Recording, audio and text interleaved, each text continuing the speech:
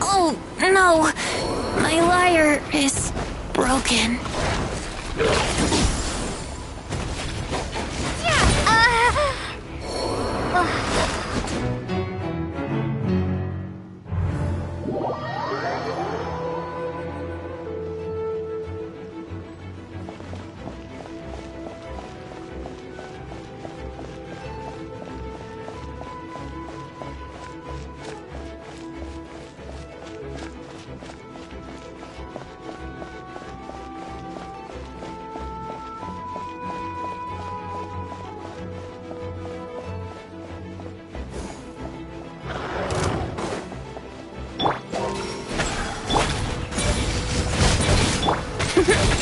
That was uncalled for.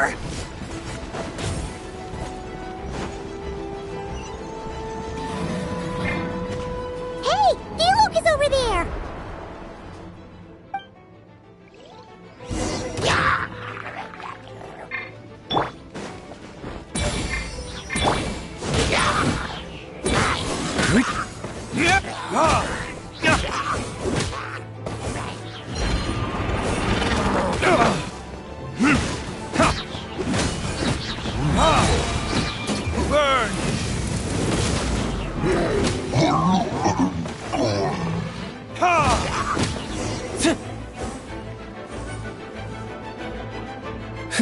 Made it. Thanks for the assist. It looks like Mondstadt is in dire straits. Did you see any knights or civilians on the way here? And my initial suspicion could be right. The knights have abandoned the city and evacuated all civilians to a different location. Abandon the city? In the face of unrelenting abyssal attacks, it's possible they had no other choice. But none of that matters now. An empty city has its advantages. We won't need to divert our attention to protecting civilians, for one. Oh, and this thing. It looks like one of Dvalin's tears. I don't feel good about just leaving it here. That happens to be just what we were hoping to find. Let's take it with us. Wait, what about Barca? Have you seen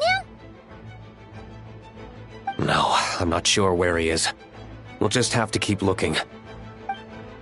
Oh, I think I saw Jean on the other side of the city. I was going to head over after clearing out these monsters. We should go help her. Good idea.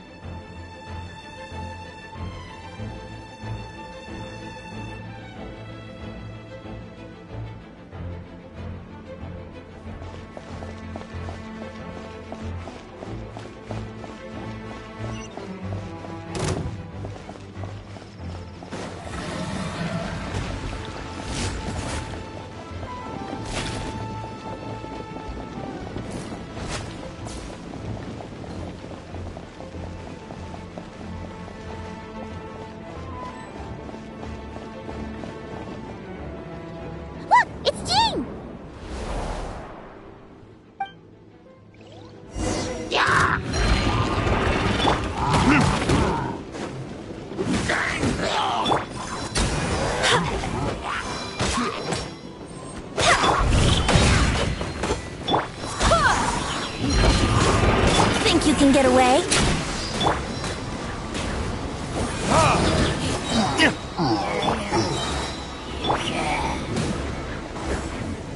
Wind, hear me!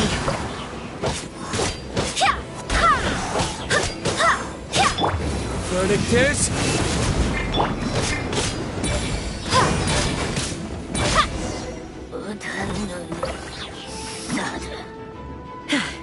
Thanks for the help. I know everything we encounter in this bubble is imaginary, but these monsters sure fight like the real thing. It's a bit too true to life. Don't worry. As long as we collect Dvalin's tears, we can use this abyssal power to our advantage. I see. In that case, let's get moving. Have you seen Barca, by the way? We haven't found him yet. No, he might be at the upper levels. Let's search together. Better to find him soon than later. The Grandmaster is an exceptional warrior, but this is the Abyss we're dealing with. You can never be too careful.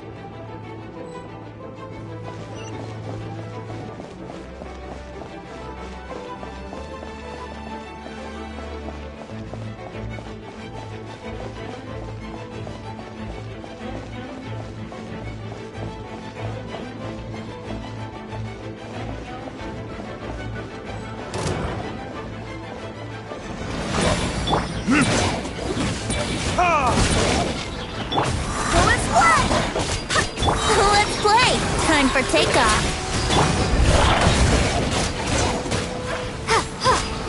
Barbados! Guide us!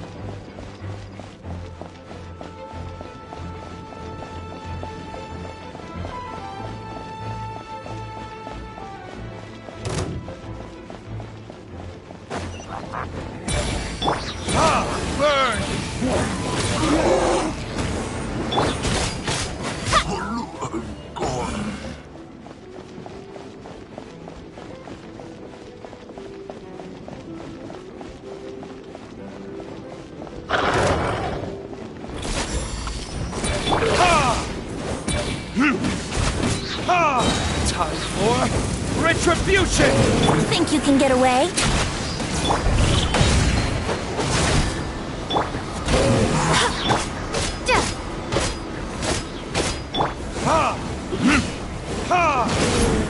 I swear by my sword!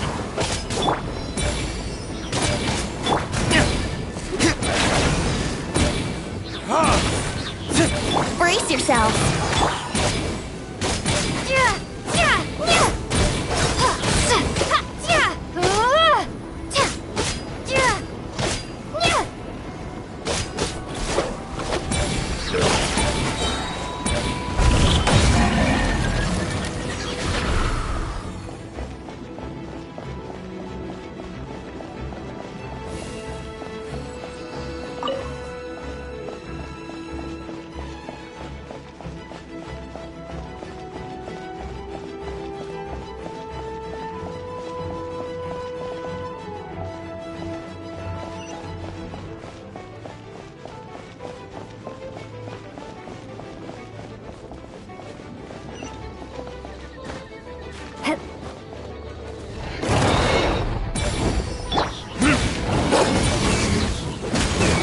Verdict is...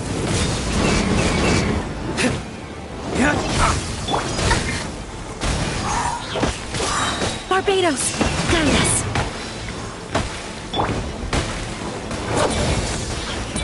Time for takeoff.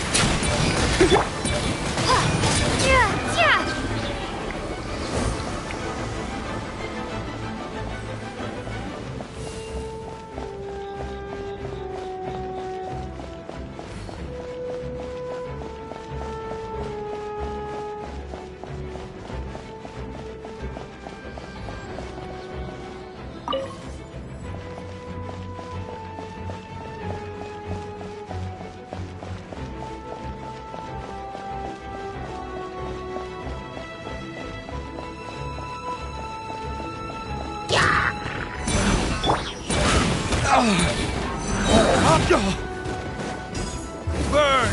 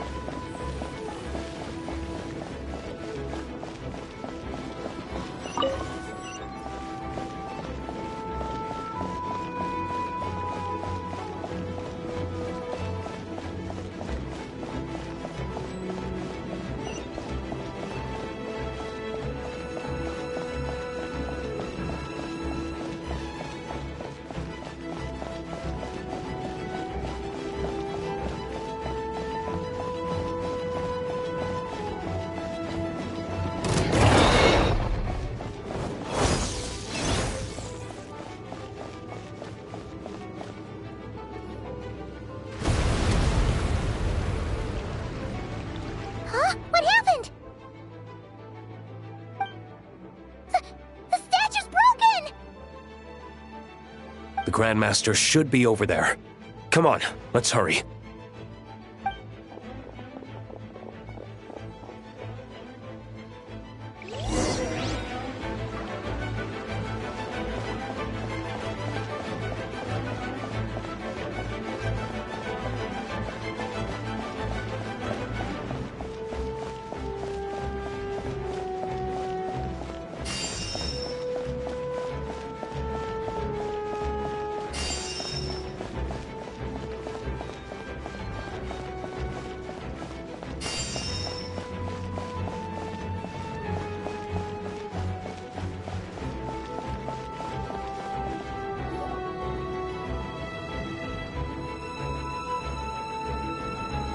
We're here to help.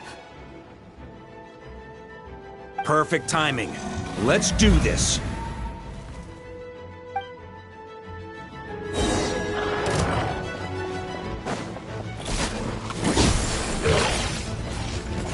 Maria sweeping in!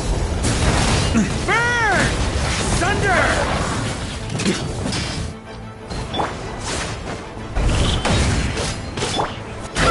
Barbados, guide us.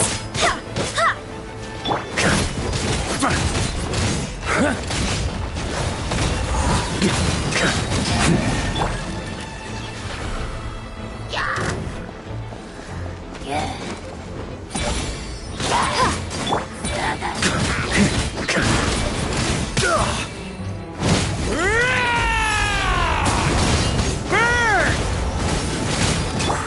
Verdict is... Time for takeoff. Wait, hear me.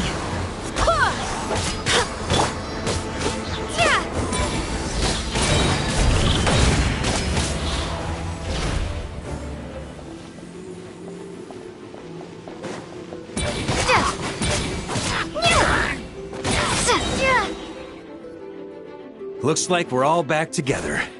Everyone in one piece? Yes.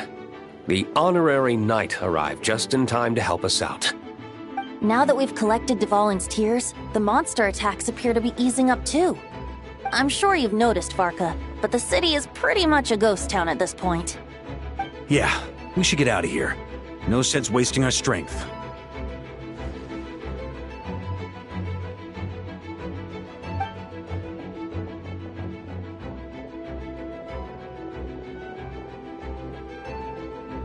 This place should be safe from monster attacks for now, at least. Anyone there? The communication function bugged out again. Do you copy? It's me, Nicole.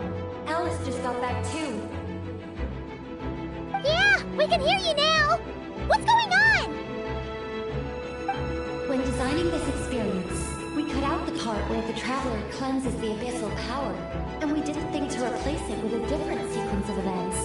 I think what we're witnessing is a direct result of that. Alice and I thought the events in the bubble would be independent from each other. But since the magic is contained in one place, it appears a casual link has formed between all the events within it. And so, because Dvalin was never purified, we've encountered a major bug. I knew it. So, what we're witnessing now is like an alternate version of events where the honorary knight never appeared in Mondstadt. Wait, but even if the Traveler never showed up, you could have done something, right, Benji? The Abyss is a far greater enemy than one person can face. I could have handled that specific situation, sure, but it wouldn't have gone quite so well. If I'm not mistaken, you've seen how that version of the story goes yourself, right, Varka? Through the mage's scryglass?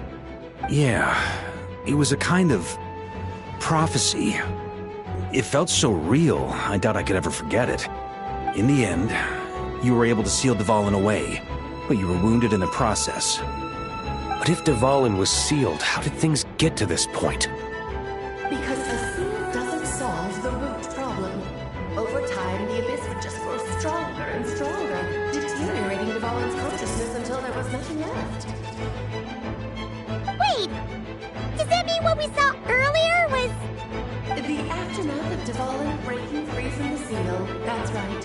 He is in dire straits. The power of the abyss has fused with his flesh and bones, purifying him now, and his state is no different than sentencing him to death.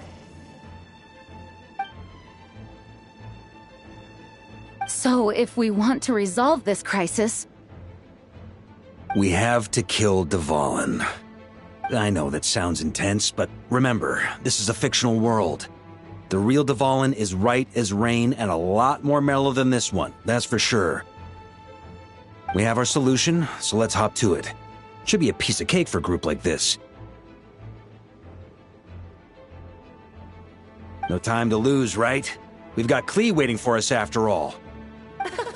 She's playing somewhere else right now, so we do have some time. Of course, the sooner we resolve this, the better. You're right.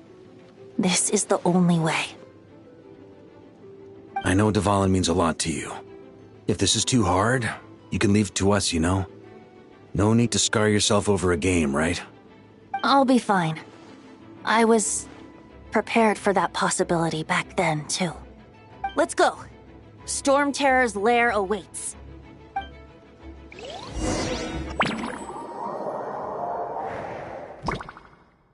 This is it. Ready, everyone?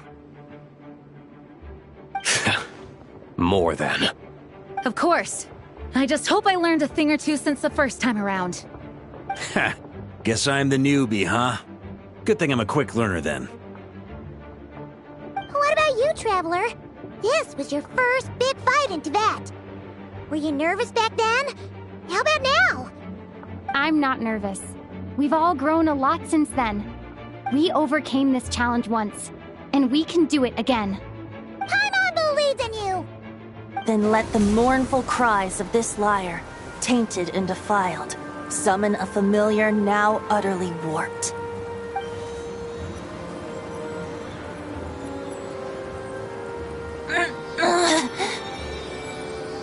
You alright, Barbados? Turning the surging abyss into musical notes is no simple task. But how could I claim to be the finest bard in Tibet if I didn't rise to the occasion?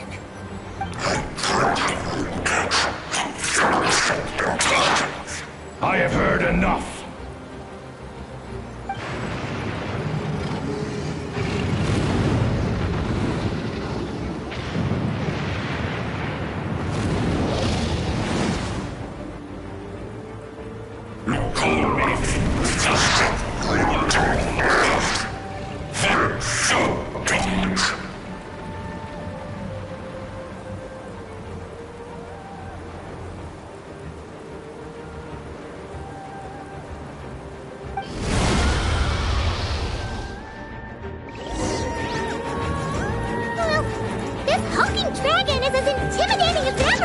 Remember, we need to wear him down first before we can attack his weak spot.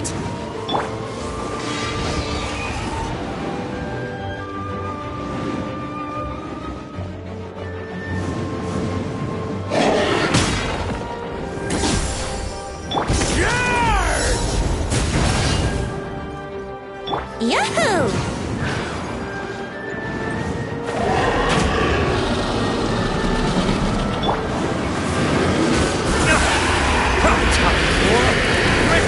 I swear by my sword! Go and fly!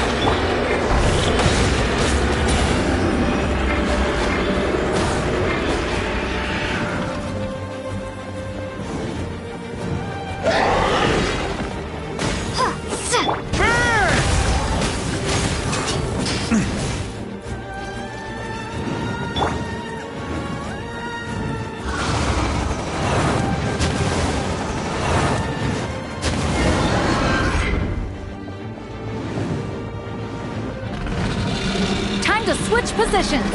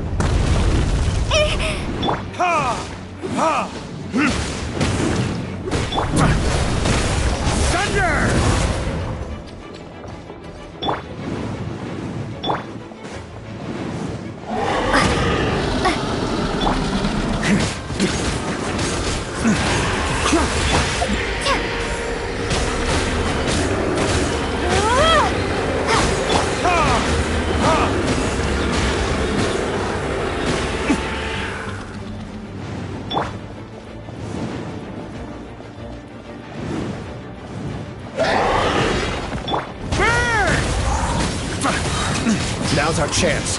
Climb up and attack the abyssal core. Maria sweeping in! Thunder!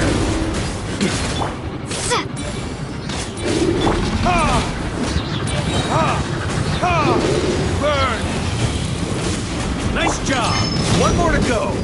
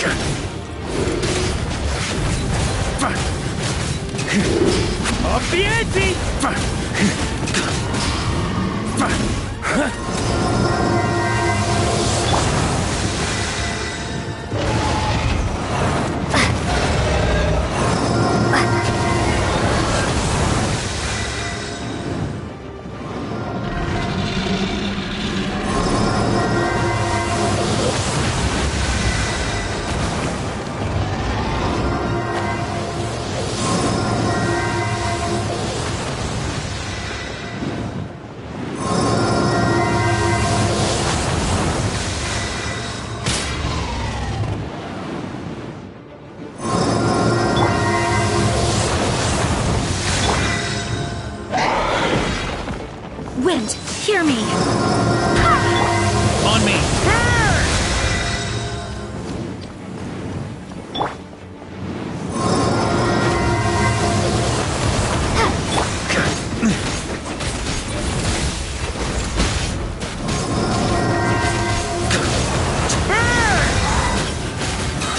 Up the ante! Thunder!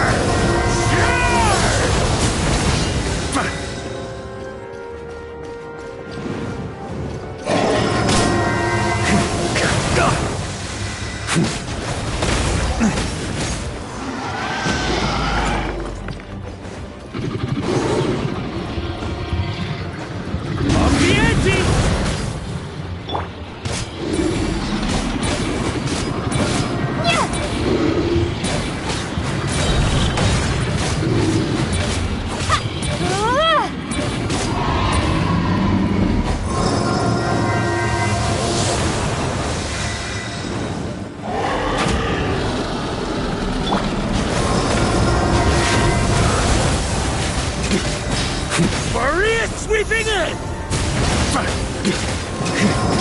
Thunder! Up the ante!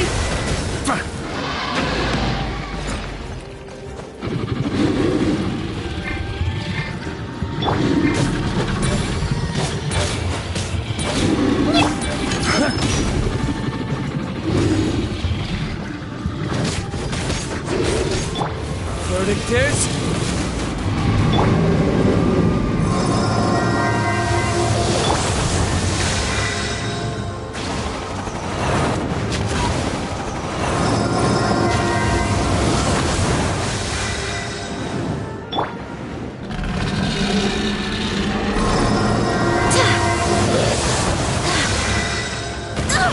Barely a scratch! I swear by my sword!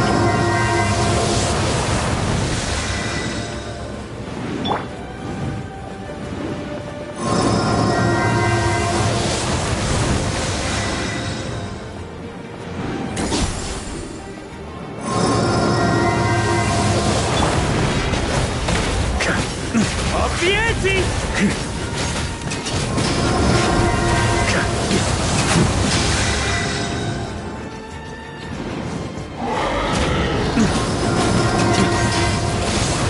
That's gonna leave us.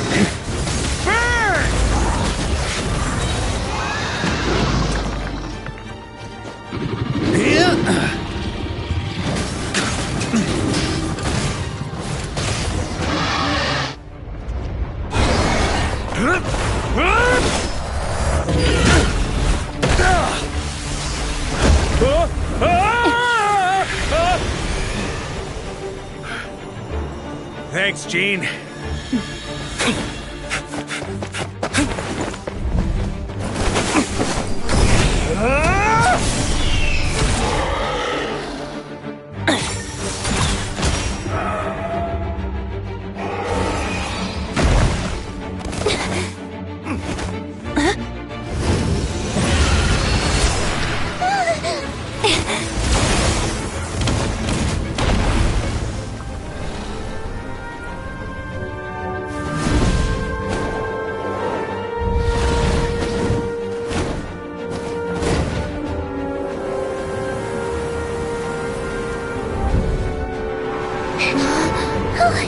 Devouling, you're here! I follow the lyre's song, wherever it leads. Thank you. Looks like the mage's tale isn't over yet.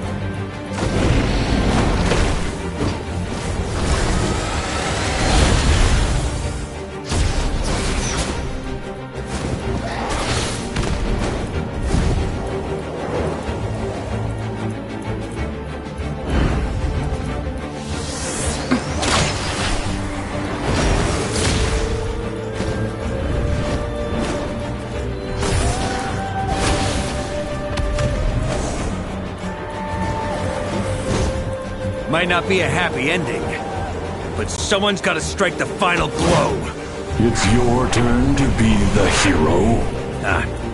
I'll take knight over hero any day.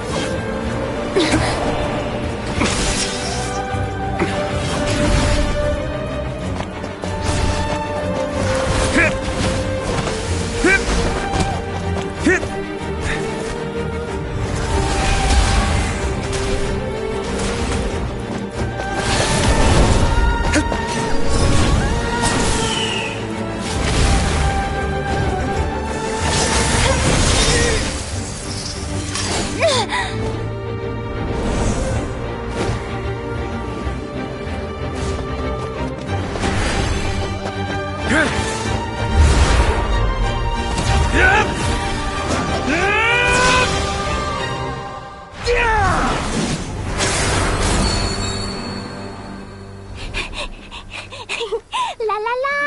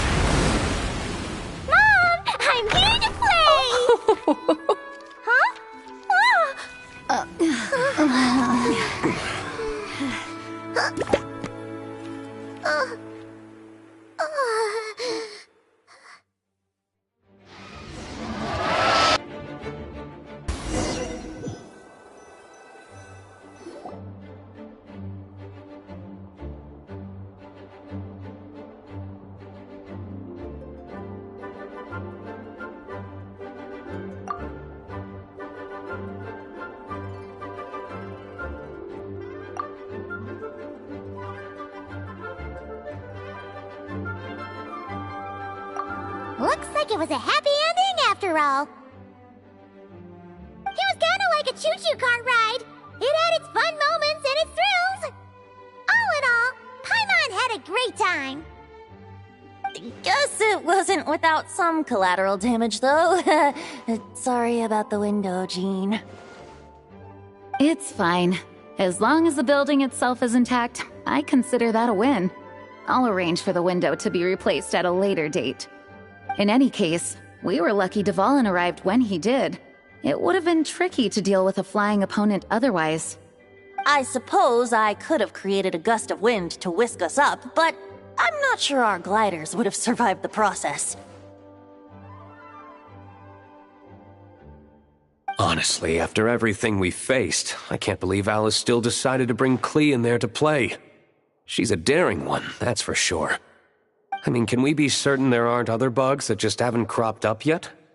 I suppose that speaks to the confidence the mages have in their magical mastery.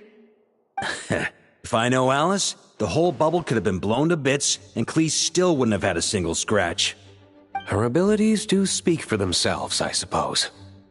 So, what now? Anyone down for a drink? My treat. Sounds like a great idea. But tonight it's on me. I happen to have a bottle of fine wine set aside just for the expedition team. Haha, even better. Count me in. Say no more! You had me at fine wine. All right, let's head over to my place then. You're coming too, right, Jean? I'm afraid not. There's still a lot of work to do.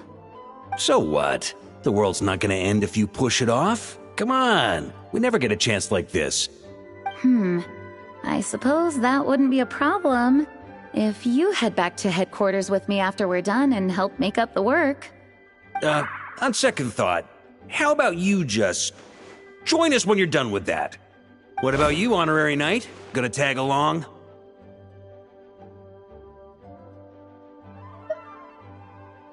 Okay, all's well that ends well, am I right?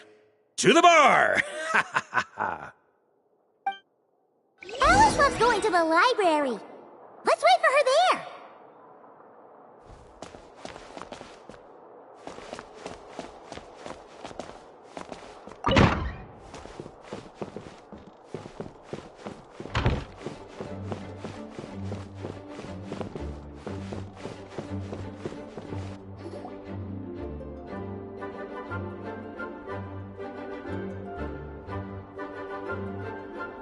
Looking for me?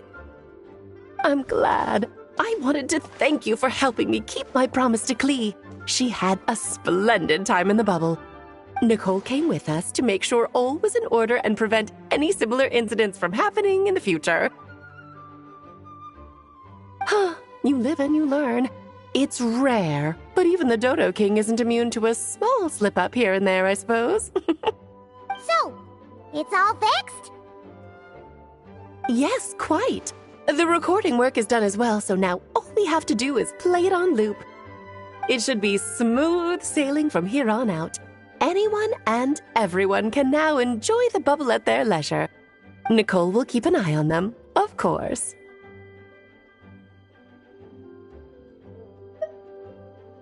I wouldn't put it quite like that.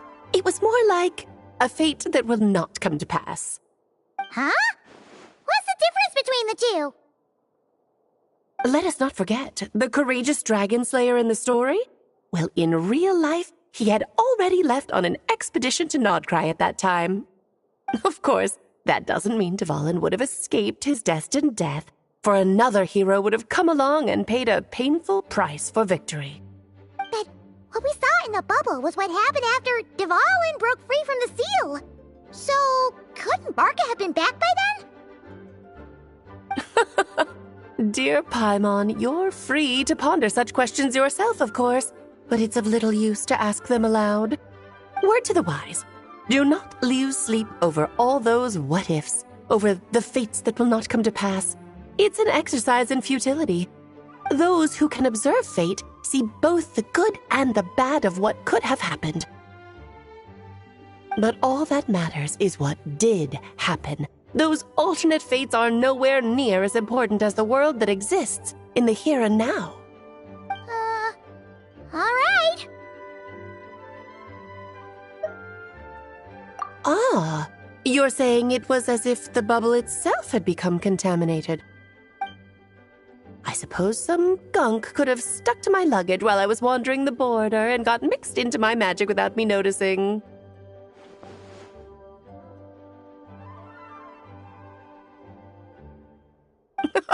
Just kidding. I would never be so careless. Your intuition is spot on, Traveler. What developed in the bubble was a nascent form of abyssal power that, if left unchecked, would evolve into the real thing. What? So it didn't come from outside?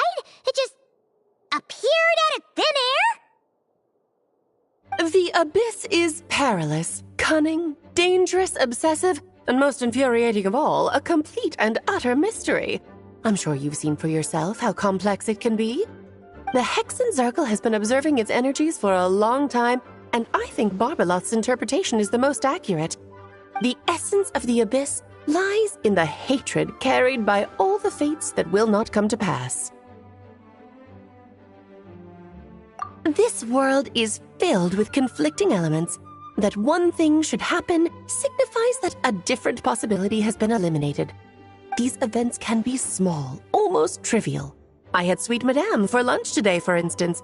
That means the Alice who chose tea break pancakes instead is no more. Of course, they can also be events that threaten the world, such as my friend Rhindotter's decision to tap into the Abyss. In that instant, the tale of a future in which she remained pure was gone forever. So then, the question at the heart of it all is this. Why must these fates be the ones to disappear? Ah, Paimon gets it! It's hatred that stems from not being chosen. Precisely. The magic we wove this time involved recreating the past. However, some of the variables we added allowed a certain amount of these unchosen fates to come very, very close to reality. And thus, the Abyss showed its teeth. Of course, much like always, it is not existence that it seeks, but the destruction of all. In the end, though, it wasn't a huge issue. Things like this happen on the border all the time. It has quite the victim complex, that's for sure. It's obsessed with entering this world at all costs. And that is precisely why we must protect our lives and those of our loved ones. Because when you think about it, to exist in this world is to be a spark of luck amidst countless possibilities. How precious is that? Ah, Alice, you're here. I'm truly sorry about this, but per the regulations of the Knights of Favonius, I'm afraid I must send you to confinement. Whatever for? Things turned out just fine with the magic bubble. Besides, if that's what this is about, shouldn't Nicole come along too? It's not about the bubble. We received word that a number of fish have been injured as a result of explosions near Starfell Lake. As I'm sure you're well aware, fish blasting is strictly prohibited. Oh dear. Run, Klee! Save yourself! She's already inside. Guess it's a day of first for the Dodo King, huh? Oh, farewell, forever traveler. You shall never see me again.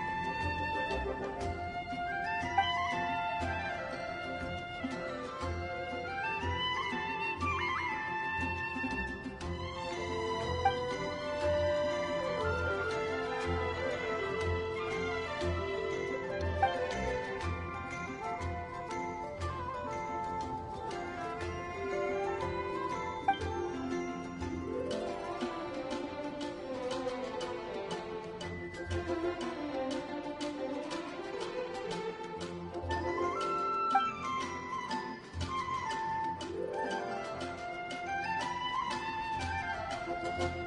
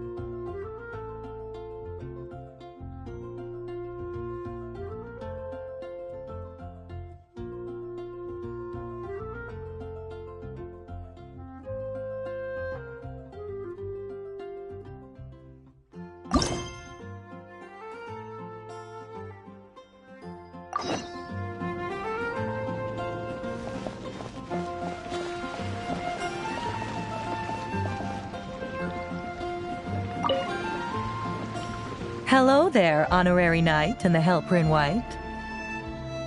It's so nice to meet you, Honorary Knight and Lady Paimon. Glenfidia, at your service.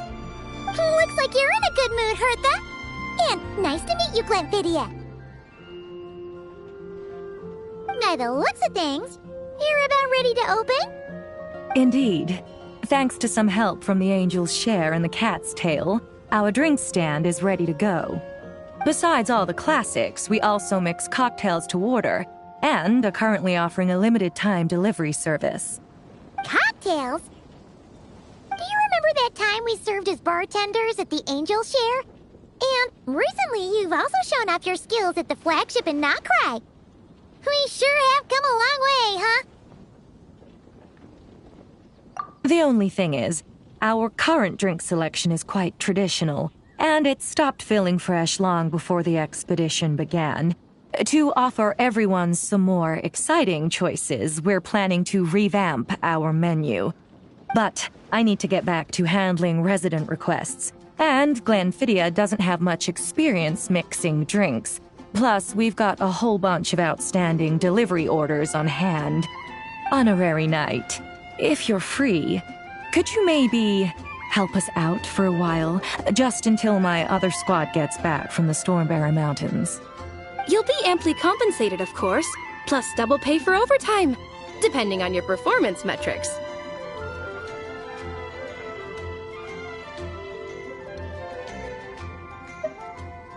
Paimon's not sure what performance metrics are, but she's happy to help with deliveries.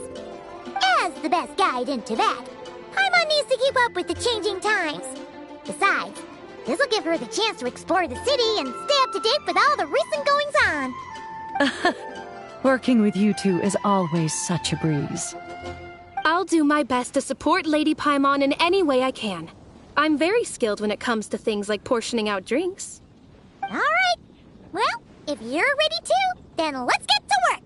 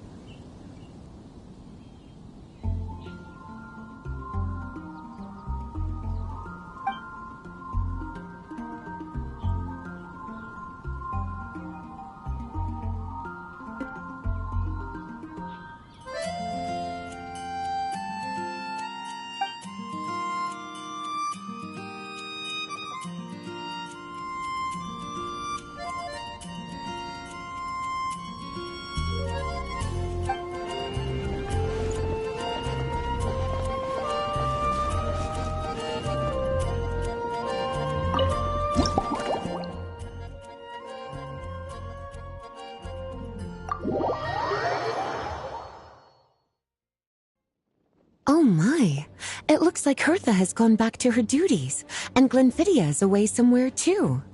Has our dear cutie taken complete charge of the drink stand? Wonderful. Now I can order without worrying about ending up with one of the logistics company's specials. The type of drink that keeps you awake all night, leaving you no choice but to pass the time working.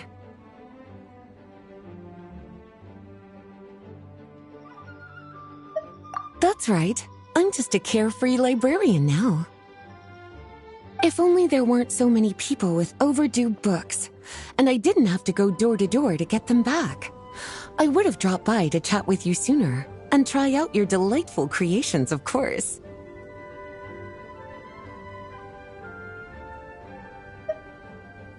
Let me think. I don't really have a favorite drink. Just wrestle me up something rejuvenating that'll lift my spirits. And if it could help me nod off to sleep later, that would be even better.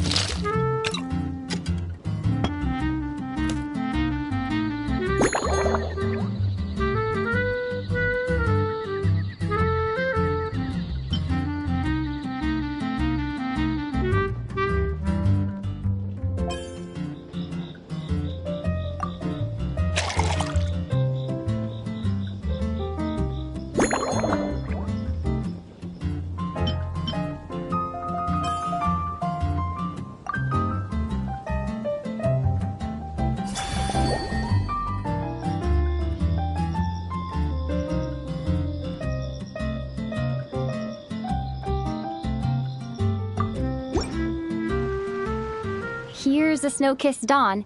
I hope you like it. It's delicious, cutie. Pleasantly tart, sweet, but not cloying, smooth on the palate, with a refreshing aftertaste. If anything, though, I seem to be feeling a little more energetic than I'd like. Perhaps you've unwittingly unraveled Glenfiddia's secret and concocted an even more effective pick-me-up?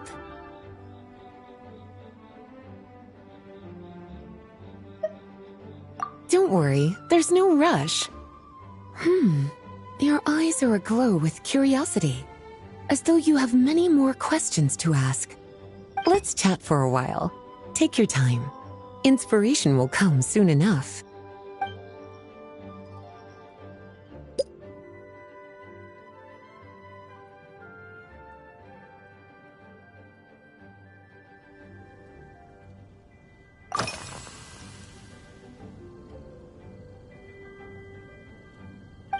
Since you're asking, it's been a bit of an unusual day.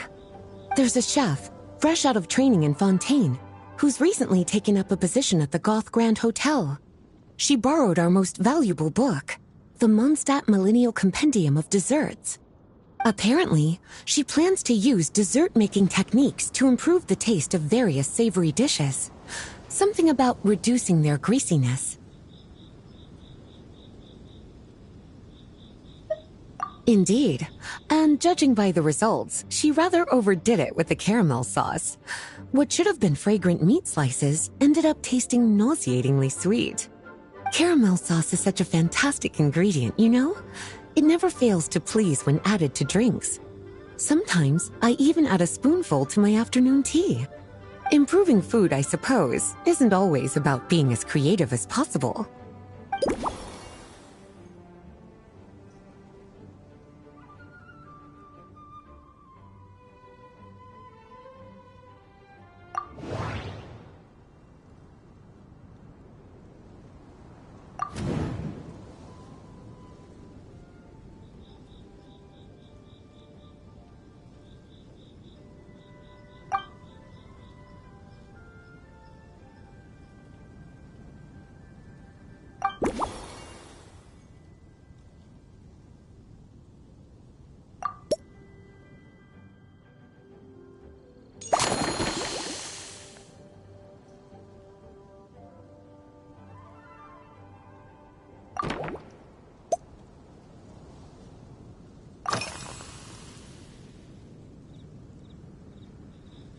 Oh, this? That was for another of today's little errands. A large contingent of the expedition team will be returning to Mondstadt soon. They've been away for such a long time, so there's a good chance many of their tastes have changed. Jean asked me to visit some of their families to try and get a better understanding of what new ingredients might satisfy our knights' changing preferences.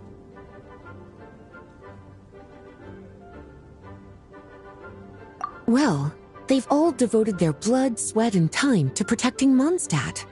They deserve some care and respect in return. Based on what I gathered, the most requested ingredient was cacahuatl from Natlan. It seems like our knights have developed a taste for cocoa. In their letters, many of them mention that they rely on cocoa to keep themselves energized. I've tried hot cocoa myself, and I must say, I find it just as effective as coffee when it comes to staying alert.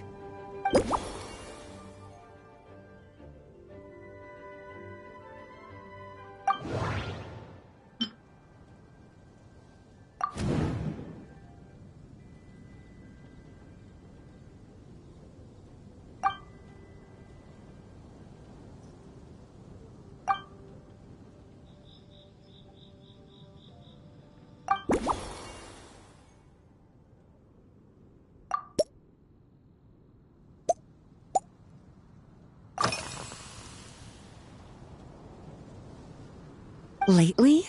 So careful with your wording, cutie. Is that because you think that I, too, might have changed since we last met?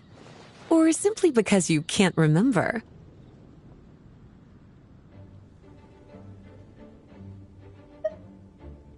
Not bad at all. A flawless answer.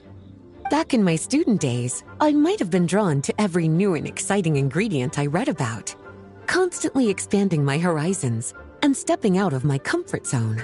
But now, I've grown accustomed to a life of comfort and routine. To paraphrase a certain Liyue legal expert, my life is fast approaching a state of living out one's golden years in peace and comfort. I'm no longer so easily moved by adventure and excitement. I'm sure you remember, a few years ago, when we were adventuring together, you found me that sweet-tasting alchemical ingredient.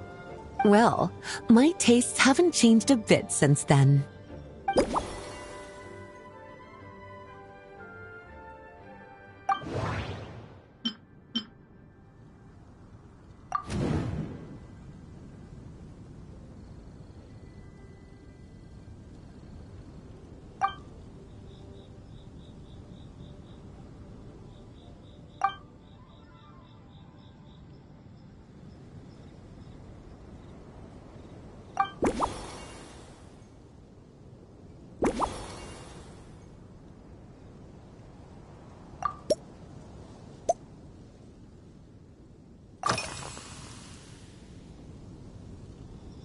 Surely you're not suggesting I'd take this opportunity to sneak off on a little countryside wander?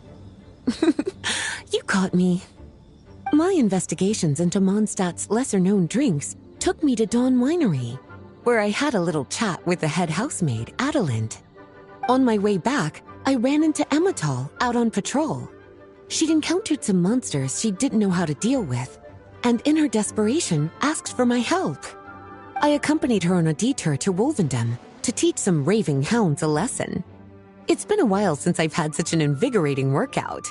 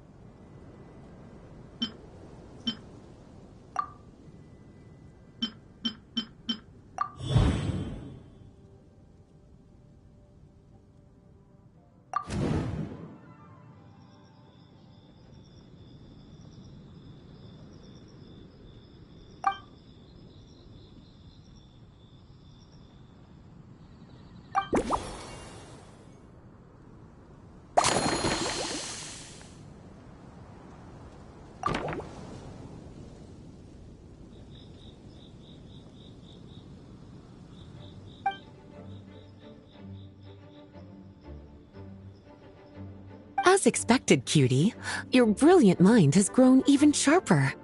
Just a few gentle hints were all you needed to light that special spark of inspiration.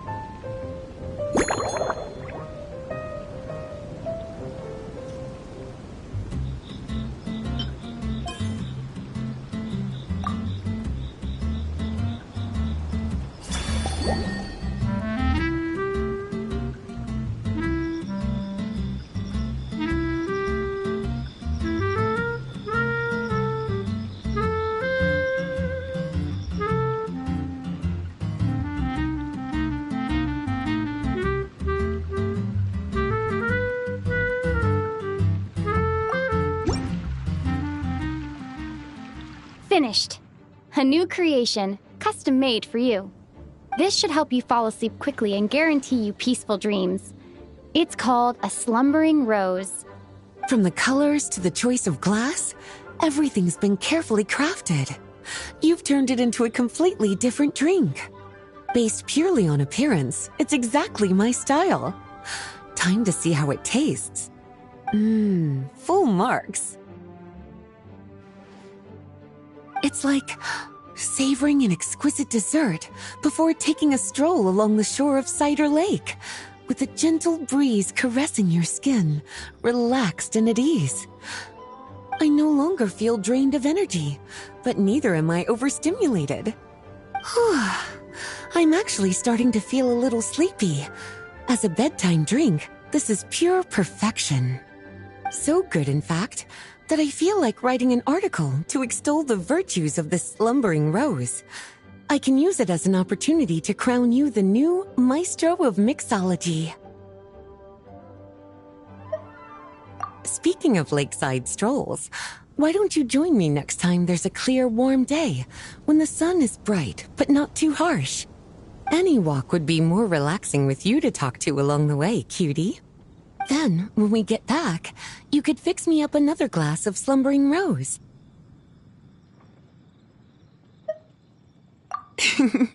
And I'll make just as sure to hold you to that. When the time comes, I won't accept any excuses.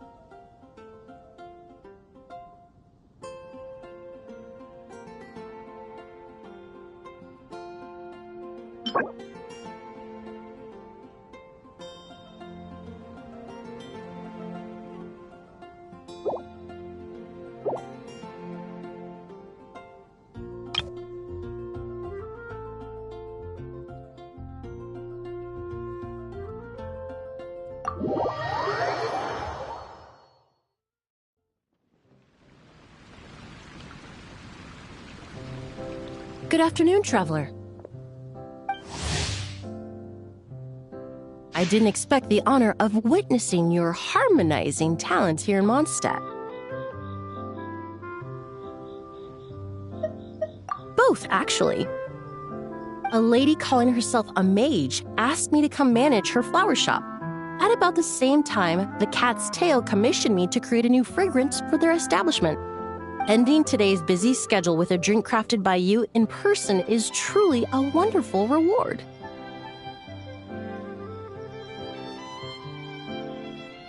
I have faith in your choice.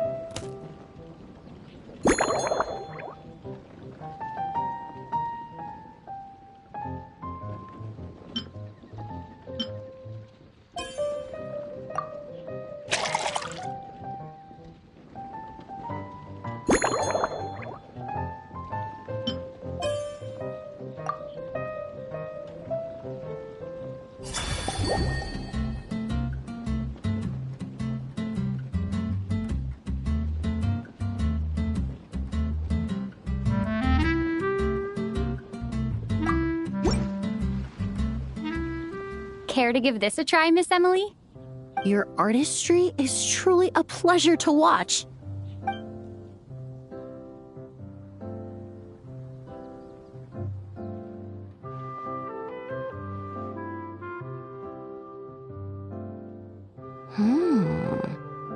This tastes like a local variant of a Lumideuse Twilight.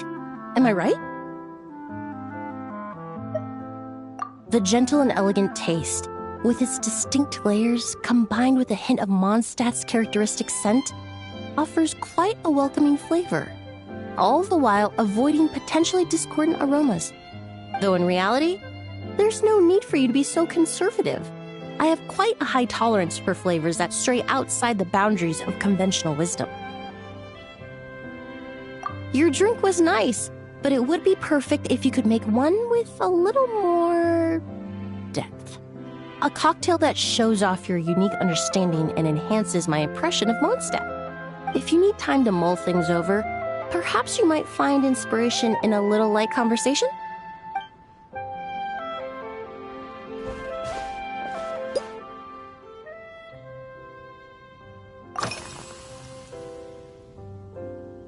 Oh, thank you for asking. It's been going well, though this trip to Mondstadt has presented some unexpected challenges. When I first got here, I was relying on a copy of An Overview of Aromatic Substances and the Human Senses to identify promising local ingredients from the Mondstadt region. To my surprise, my trial fragrance, which used Valberry as the primary note, proved far too sweet in the context of a tavern, relaxing people so much that they ended up feeling drowsy. The bartender with the beautiful ears, for instance, fell asleep right at the bar. Let's just say that sweetness isn't always a case of the more the merrier. Maintaining an appropriate balance is beneficial for both body and mind. Even in daily life, I rarely eat sweet food, and I try to avoid fruits like berries that have a high sugar content. In the end, I completely eliminated Valberry as an ingredient and turned instead to Windwheel Aster. With some success, I might add.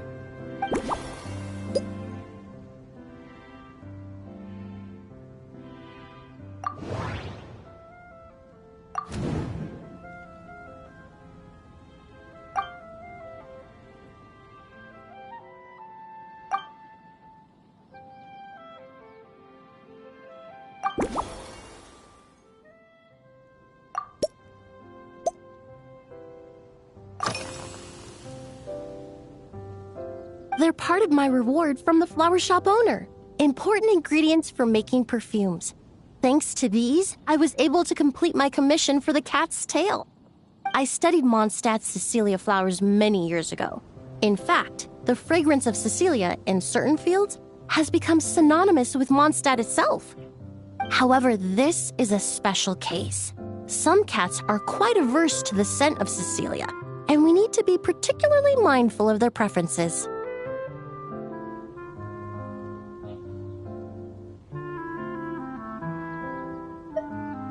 Windwheel Aster. The various parts of the Windwheel Aster plant can be ground into a powder to extract their essences. I then blended the scents from its petals and leaves.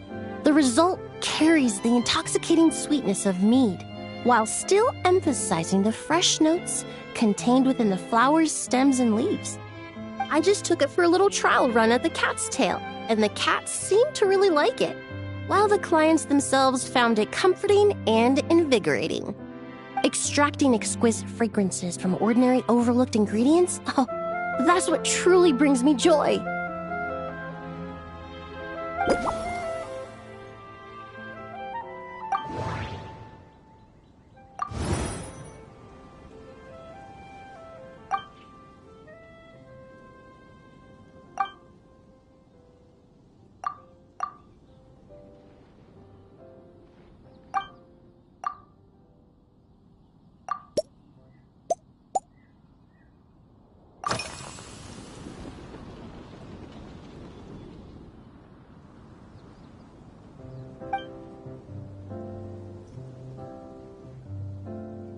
It really is. A while earlier, I watched a whole run of fair weather clouds float by, fluffy as pillows. It's not overly humid either, and the wind is gentle too. In such conditions, one's sense of smell is heightened, but not to an excessive degree. When scents are blended well, they naturally combine with the ambient context, leaving particularly powerful impressions.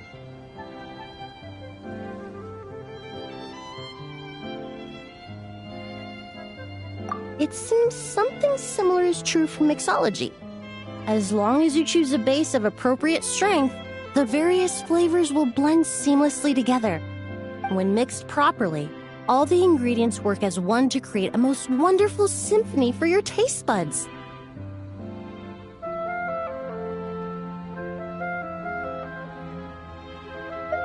Yes, that's it. Now I think about it, layering distinct flavors doesn't really suit my personal preferences.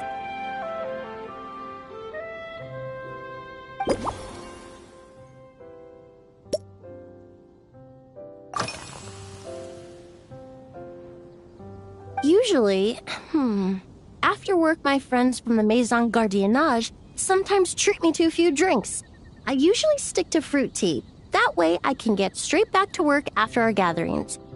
If it's before a holiday and my friends are in high spirits, I sometimes order a small glass of sparkling fruit wine. There was an officer named Terena who used to treat me to aged Corte wine. But since she was transferred to the Special Security and Surveillance Patrol, we haven't had the chance. In the world of science, high-proof alcohol is a widely used solvent. I've grown well accustomed to the smell of it by now. Besides, when I'm slightly tipsy, my state of mind changes, which in turn alters my approach to perfumes. It doesn't matter if the result is good or bad, it's all about trying something new. So I don't mind drinks with just a little bit of alcohol, but I don't like anything too strong.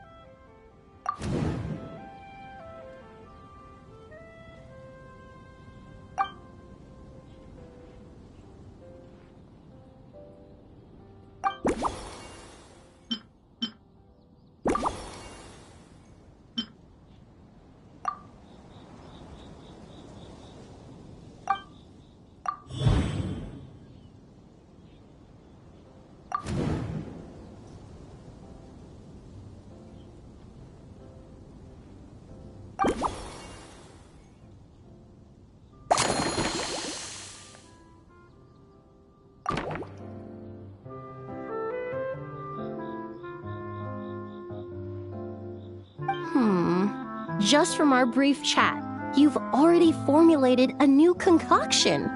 Perhaps you possess a natural talent for this kind of creative work.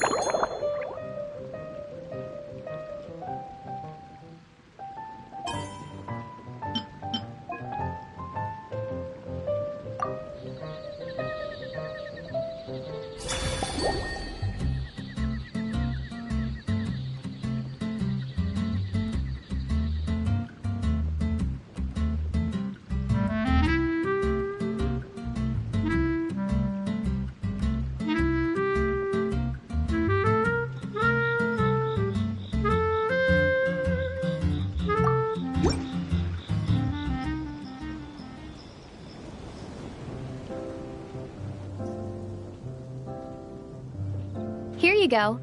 A new and improved Emily-inspired Lumideuse Twilight. I haven't come up with a name for it yet. The colors are cooler and more refreshing, and the fragrance is delightfully subtle to match. Are these bright specks on the surface the crushed petals and leaves of windwheel asters? I'm sure it must taste wonderful. Let me try.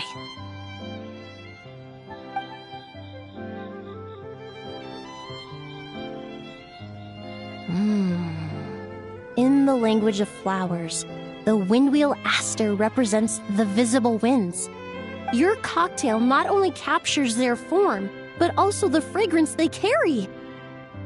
Therefore, I suggest you call this drink Windborne Bouquet. The winds and clouds of Mondstadt swirl together in the glass, leaving behind enchanting traces of fragrance. Really? Perhaps it's just a habit of my profession. I'm glad you like it. Now it's time to slowly savor this masterpiece. Thank you so much. This trip to Mondstadt has been so rewarding. This is the most memorable cocktail I've ever had. Once I get back to Fontaine, I will attempt to recreate this moment as both a fragrance and a perfume.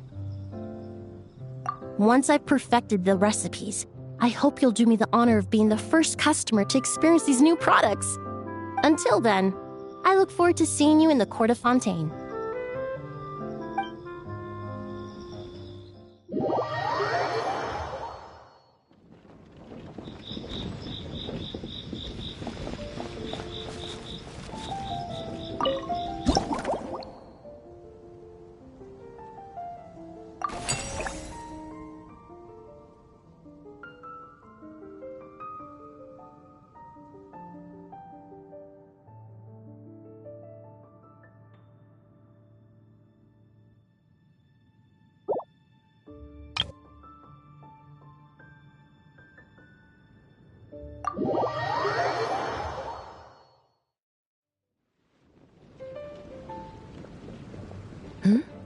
So you're looking after the drink stand now.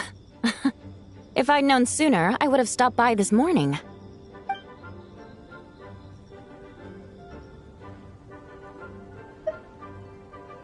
I've got to say, I'm getting curious. I've heard a lot about your mixology skills. I wonder what kinds of drinks you can mix with the ingredients Glenfiddia has prepared.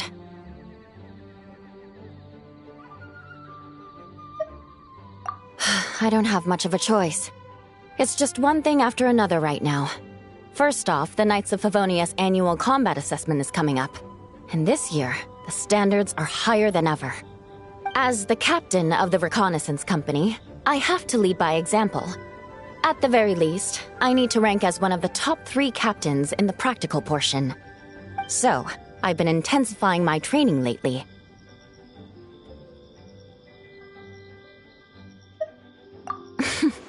Being a descendant of sinners means I have to work hard to maintain my position. I'll have you know I've never once neglected my duties. Anyway, on top of all that, the General Affairs Company has invited a renowned champion duelist from the court of Fontaine to come here for a swordsmanship exchange. Since I'm one of the captains with the highest attendance rate when it comes to these things, and I'm fairly skilled with a claymore, I was chosen as a representative. I have to prepare thoroughly to make sure I'm a serious match for the champion duelist. And then after the exchange, I need to write at least 6 different reports based on the results. Oh, I sure could. Anything that'll perk me up would be welcome. I'll leave the details to you.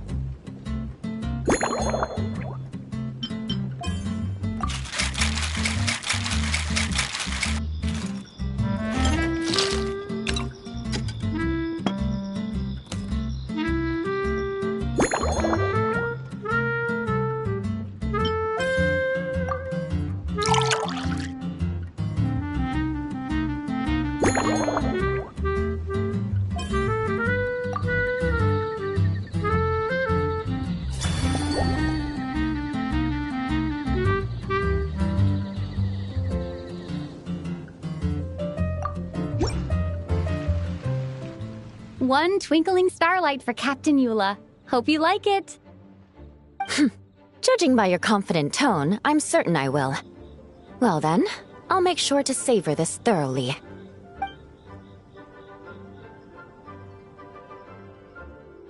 Huh, not bad. Sweet and tingly, with a delightful airiness. The fizzy water really brings it to life. I suddenly feel full of vim and vigor. But just one glass doesn't quite scratch the itch. How about something with a bit more bite? Don't hold back. You don't need to worry about putting me on the floor with nothing but a couple of drinks.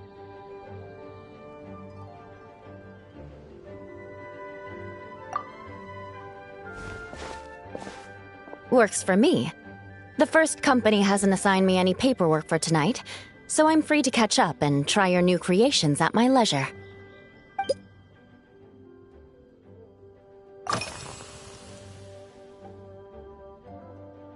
That's right. The merchant I got it from called it Romaritime Flower Fruit Extract. It has a very unique smell. Here, have a bottle. Oh, it's a necessary courtesy. In that book Miss Magistus lent me, The Blade Dancer, 20 Years On, it says, after a duel, a Fontanian swordsman will politely invite their defeated opponents to a banquet. To properly play host to Miss Clorand, I searched for quite some time to locate a rare goods merchant in Dorman Port who sold this juice.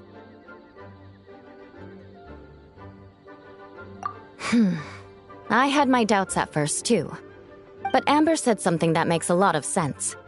She said that even if this custom doesn't really exist, following it still shows I've made an effort to understand Fontaine's cultural heritage. Besides, who doesn't like trying new things, right? I'll treat Miss Cloran to this juice at our post-training banquet.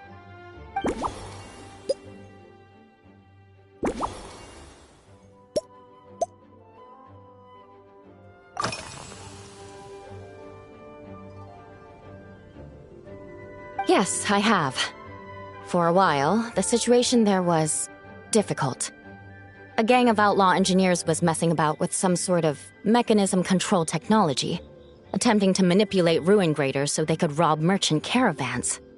To make matters worse, several veteran knights who had been stationed at Dorman Port were transferred to my squad, and they weren't happy to be taking orders from that Lawrence girl. Leading them on this mission was quite eventful. It took 3 weeks of stealth operations in the snow, with no fires to keep us warm, before we finally located the enemy's stronghold. Those veteran knights faced the bitter cold and were almost taken down by the enemy's smuggled battle mechs. Fortunately, the battle went our way, and they had no choice but to acknowledge my abilities. Me? I'm completely fine. But thank you for your concern. It was mentally tiring for sure, but fortunately, the operation wore them down far more than it did me. They won't be questioning my authority again anytime soon.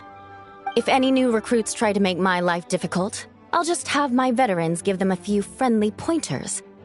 I guess you could call them a permanent solution, huh?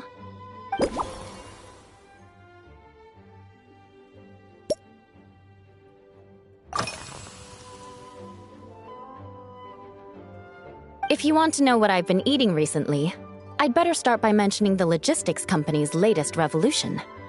They launched a diet improvement initiative and started distributing a form of standardized canned food to knights operating in the wilderness. In the past, we only had dry rations. Every mealtime we had to set up pots and campfires, roll dice to choose a cook, and take turns standing guard. In all honesty, it was a bit of a hassle. Now we just need to bring our standard field rations, comprising of 5 cans and 9 paper packages. We can heat the cans by the campfire, and then we're ready to eat.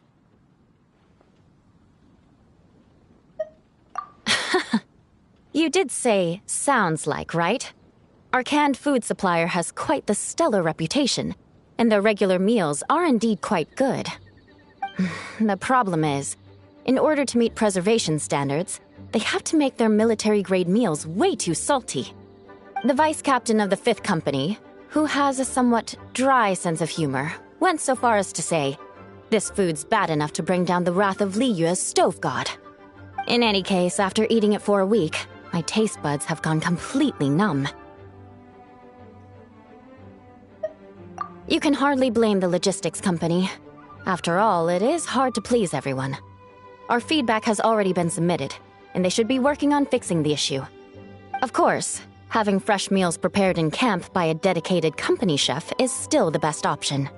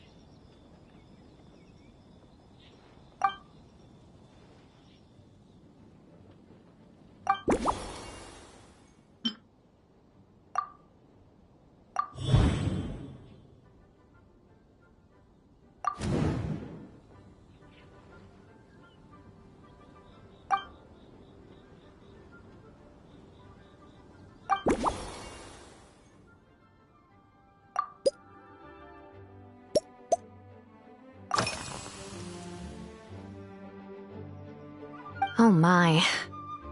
To be honest, I'm eager to begin, but also a little nervous. Miss Cloran's combat style comes from the mysterious Marechaussee hunters. In the library, there are some old Fontanian newspapers from hundreds of years ago that give some idea of how formidable an organization it was. A more recent newspaper claimed that Miss Cloran was an orphan from an underwater kingdom, and that before battle she would perform rituals inviting spirits to possess her sword. Assuming these rumors are true, or that Miss Cloran's abilities might even be more extraordinary than that, it's important that I'm prepared for anything. Incorporating elements of swordsmanship into a drink? Huh. Certainly a creative idea, I'll give you that. I sure could do with an energy boost, but how do you plan to express something like swordsmanship with a cocktail?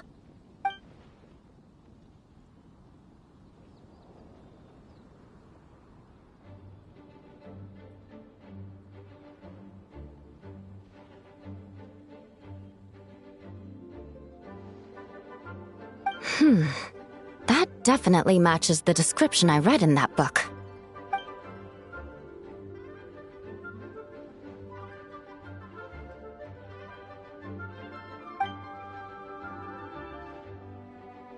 That's right. You really know your stuff. I doubt there's anyone else in all of Tevat who could come up with such a perfect metaphor.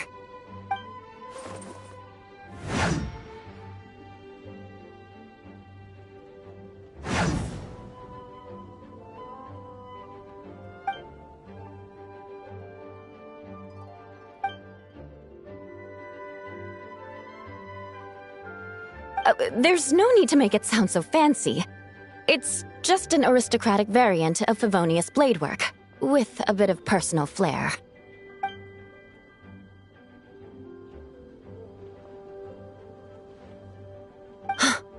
Firewater.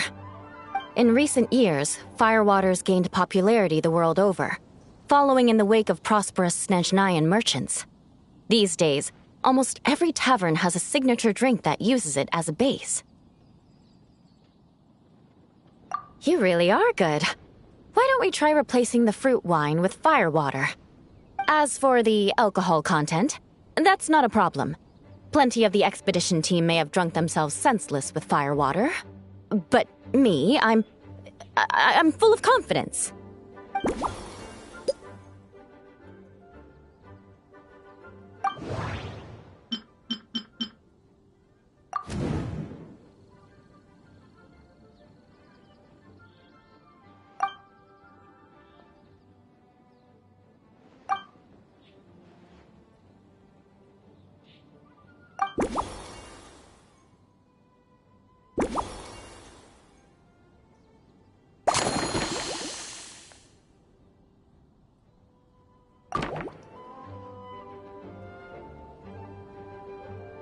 Brilliant! I'm looking forward to seeing how you do.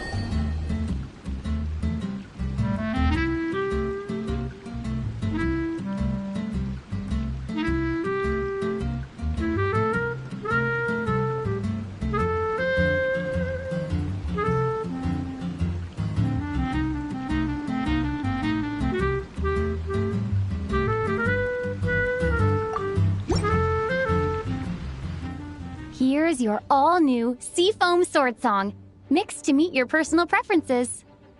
Oh my, what beautiful colors! And you even added my romaritime flower fruit extract. The aroma is perfect, and I can smell the alcohol, but it doesn't stifle the fruity fragrance. Let's see how it tastes.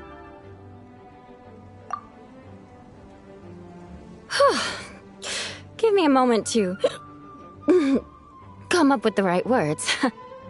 I need to think carefully. I know it's unbecoming of a lady, and a proper connoisseur would savor their drinks slowly.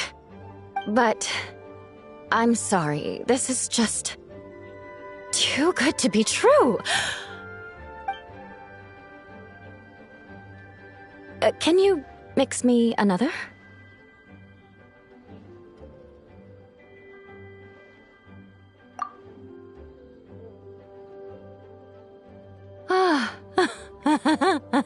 Oh, no, what was I going to say? I've completely lost my train of thought. Whatever. I feel fantastic. This cocktail... Oh, it's the best I've ever had. I think I'm gonna head home and get some sleep. Don't worry about me. This is the happiest tipsy I've been in years. I'm still far from being drunk. By the time I've gone a few rounds with that, Miss Chlorine, and completed my reports, I'll have been on duty for 3 months straight. Jean. The acting grandmaster. Isn't it about time she gave me some time off? I won't be forgetting this injustice in a hurry. You mark my words.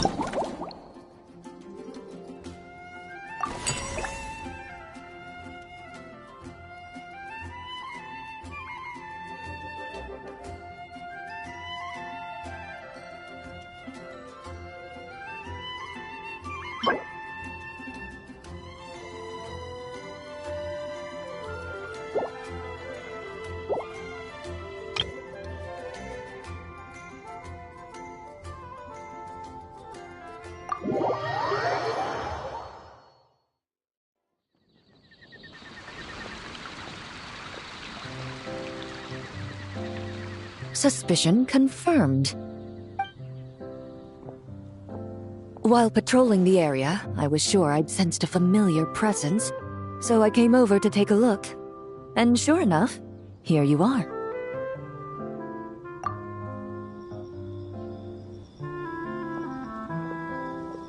If Miss Charlotte were to see you like this, I'm guessing she'd take 100 pictures and write up a report. Sword-wielding traveler's secret side hustle. Exclusive cocktails from Tevat's Explorer Extraordinaire. You'd make the front pages of every major newspaper. And there'd be crowds of Fontanian tourists flocking to your drink stand, causing gridlock on the streets of Mondstadt. Luckily for you, I turned down Miss Charlotte's request to accompany me here. So you're unlikely to be seeing any scenes like that. Let's quietly celebrate this moment of peace. And on that note, I'd like a caramel glaze. That look on your face tells me you have a lot of questions you want to ask. Calm and effortless. I'm shocked to learn you're a real pro at this sort of thing.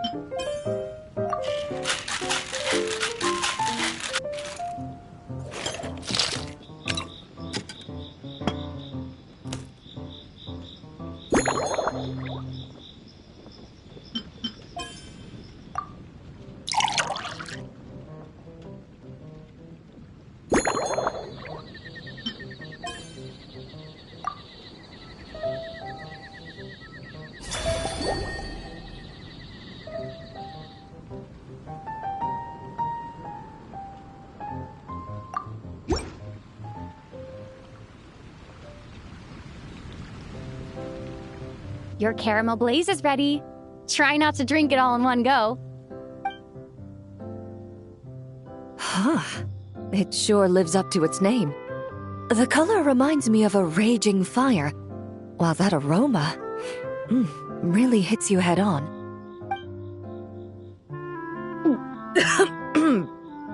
It's quite strong.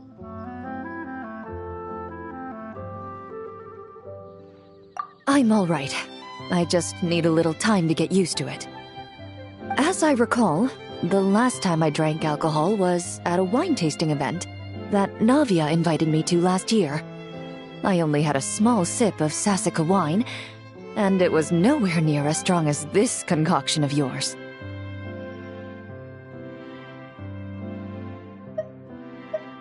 From a purely rational perspective, alcohol can cause dizziness and impair one's ability to work, so it's best avoided altogether. But when Miss Farina saw me off at the docks, she mentioned that Mondstadt is the land of wine and poetry. Since I'm here, I thought I should at least try the local specialties. In fact, according to my intelligence, the captain of the reconnaissance company, who I'm preparing to spar with, has quite the refined taste for fine wine. Her publicly available battle reports are truly a sight to behold. Out of the utmost respect for her skills, I feel compelled to deepen my knowledge of Mondstadt's wines. I truly appreciate all the trouble you're going to.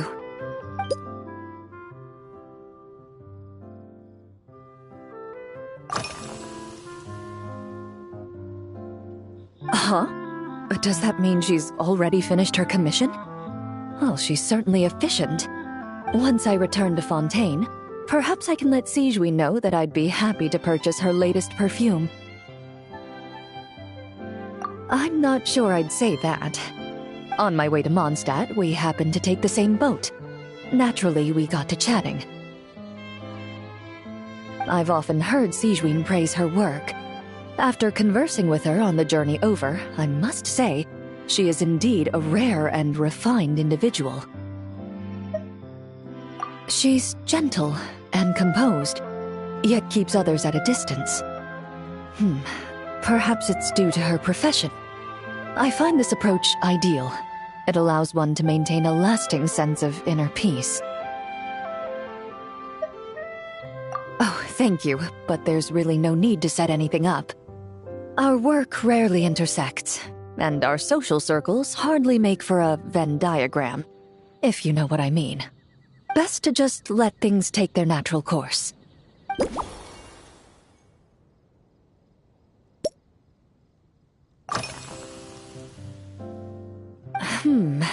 When I'm working, I often drink coffee, but with meals, I prefer a lighter tasting drink, like Buell fruit juice. Since I eat a lot of meat, the slight acidity of the juice helps balance out the greasiness. Over time, I've grown accustomed to the sour taste. After the swordsmanship exchange, the Knights of Favonius rather kindly treated me to some traditional Mondstadt cuisine. I had 8 different meat dishes, and all of them were excellent. The portions were huge, and only the highest quality cuts were used. Everything was cooked to absolute perfection. Of course, there was still room for improvement. When catering to tourists, the sticky honey roast and pile 'em up might benefit from a slightly lighter sauce.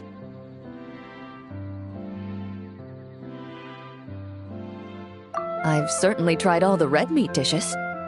I think I've had enough calories to sustain 3 days of vigorous work, so I've had to decline all subsequent dining invitations.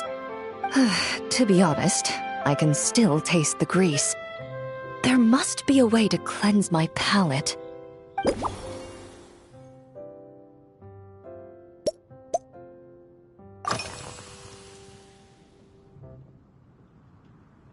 I've seen a little.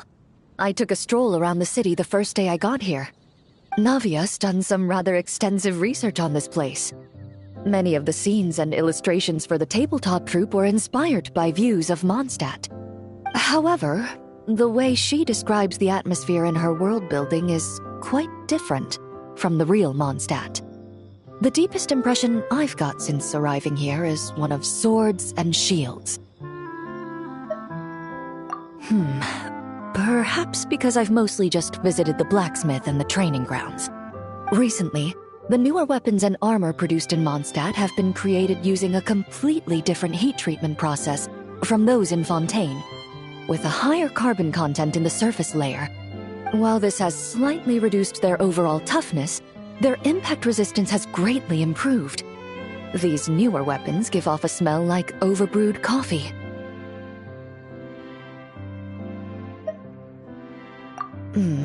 Perhaps it's because that scent gave me such a positive first impression. You see, Fontaine's signature metalwork is often coated with a protective agent that contains Marcotte. Over time, the faint fragrance becomes overly sweet. And for some reason, it makes my teeth feel funny. I don't imagine the scent of Mondstadt's swords and shields would cause the same level of irritation. Of course, there is a solution to this problem. The next time you find yourself in Fontaine, there's another protective agent I can recommend. One that's as neutral as water, without any excess fragrance. If you also dislike being bombarded with sweetness, this protective agent should suit you well.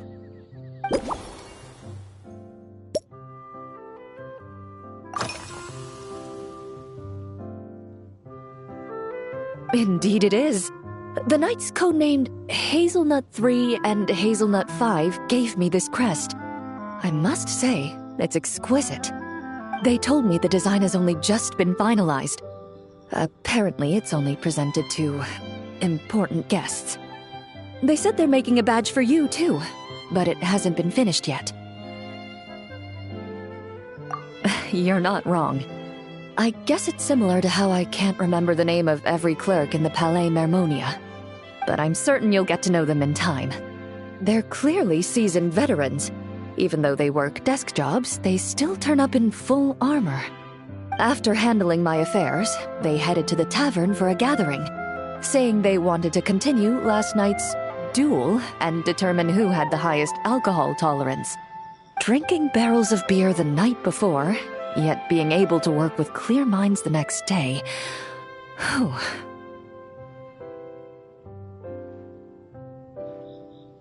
So what you're saying is, while Mondstadters may seem carefree, they actually have an admirable ability to know their limits when it comes to drinking.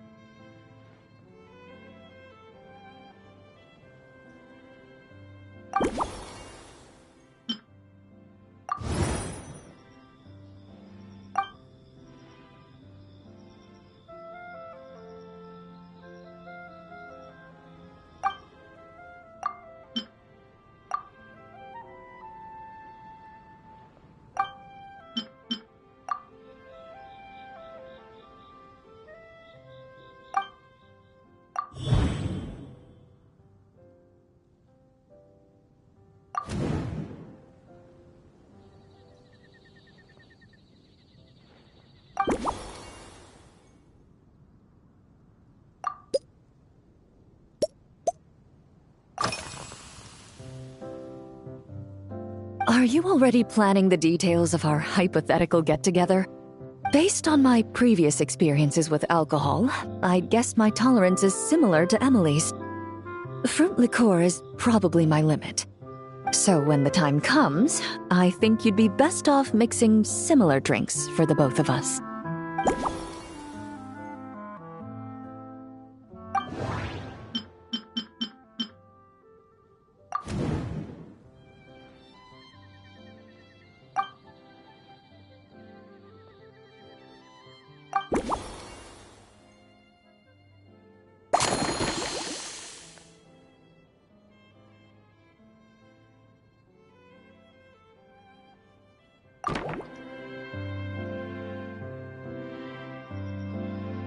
All right, I'll make sure I'm mentally prepared. Even if it's still a bit strong, I'll do my best to finish it.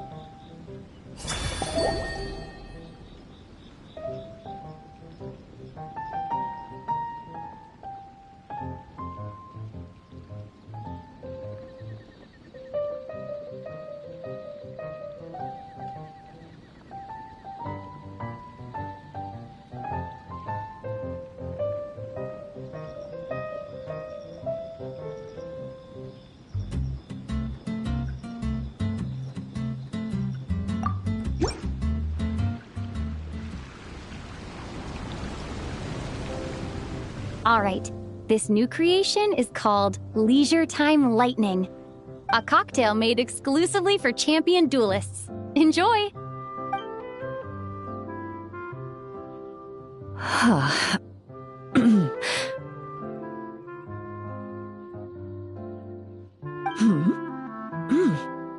Have you added fruit wine?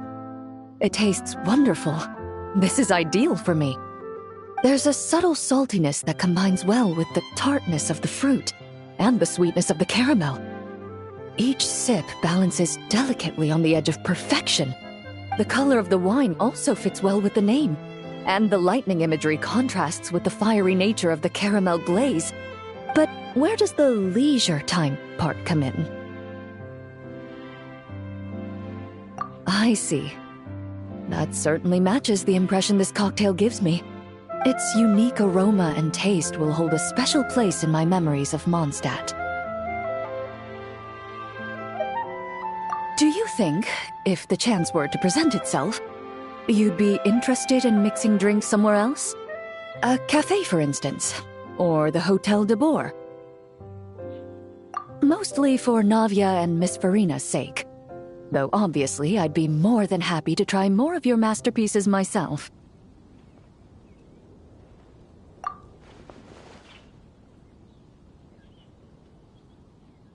I understand. I won't try to strong-arm you. In any case, I truly appreciate your hospitality. Thanks to you, whether I'm facing the powerful captain of the reconnaissance company or discussing strategy with the Knights of Favonius, I'll be in my best condition.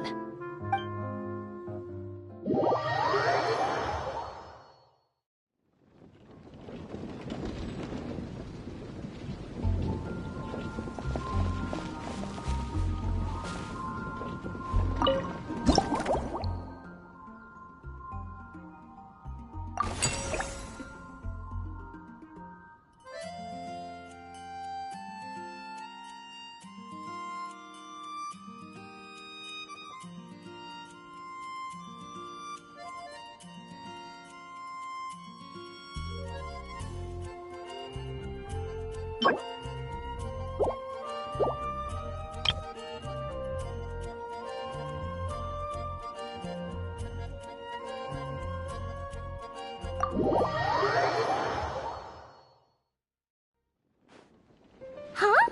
Is that Miss Honorary Knight? Yippee! It's you!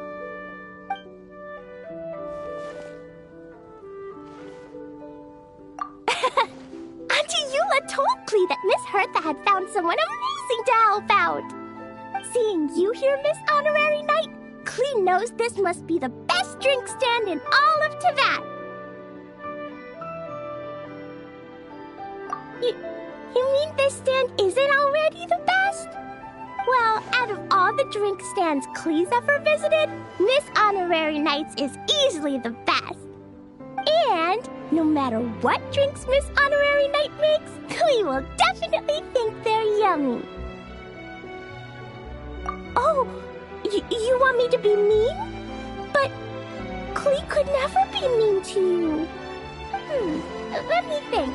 I know! I'll pretend to be Albedo! Whenever Albedo reviews Timaeus' work, his face goes super serious, and Klee can hear every word he says.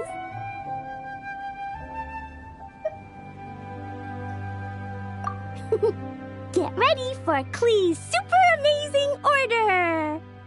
These past few days, I've been having such a blast with Mom all day long! It's been so much fun! Even being sent to solitary confinement couldn't wipe the smile off my face. So, Klee wants to order a fair weather frolic. Anything like a bright sunny day will definitely put Klee in a super duper mood.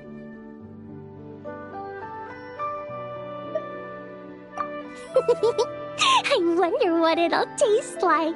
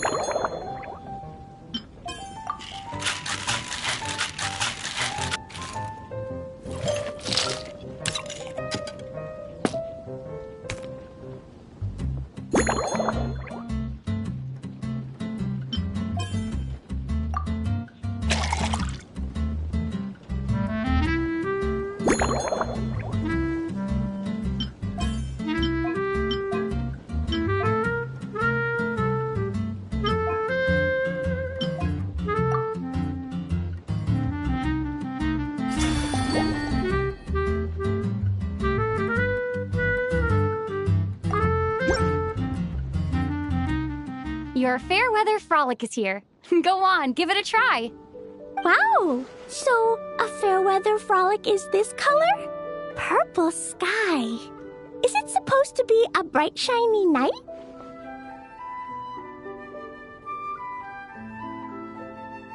Klee will take a sip first. Then you can think about it more carefully.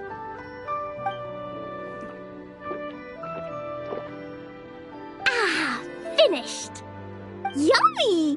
Both sweet and sour. If Klee drank this while eating grilled fish, I could definitely gobble down 2, or 3, or 4, or even 5! But one drink isn't enough. Klee wants to try a drink that tastes like cake.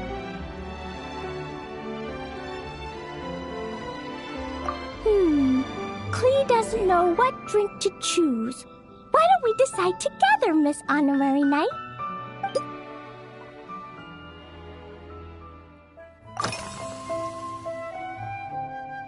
Three square meals? Klee often eats 5 meals a day, sometimes even 7. Adventuring takes a lot of energy, and if I eat too much at once, I can't run so well. So, it's better to eat lots of smaller meals. Albedo used to prepare all Klee's meals, and my lunchbox was always arranged so neatly, just like a pretty painting. When Albedo's busy at Dragonspine, Klee goes to eat with the other Knights of Favonius. Kaya's camp is usually the neatest, while Amber sometimes camps in the trees. It's so much fun. Oh, and Auntie Hertha makes the best food. When my mom comes back, there'll be even more yummy food to eat. There's this one dish where she takes loads of different fish and makes them into little pudding cubes. It's called rainbow fish jelly. Her Chocogo Crunchy Slices are fantastic too. It's her newest creation made with chocolate and cookies. They're a little bitter, but they're crunchy. They smell scrumptious, and they have a really sweet aftertaste. Whenever I eat them, I feel so full of energy. Next time, Klee will have to bring some for you to try.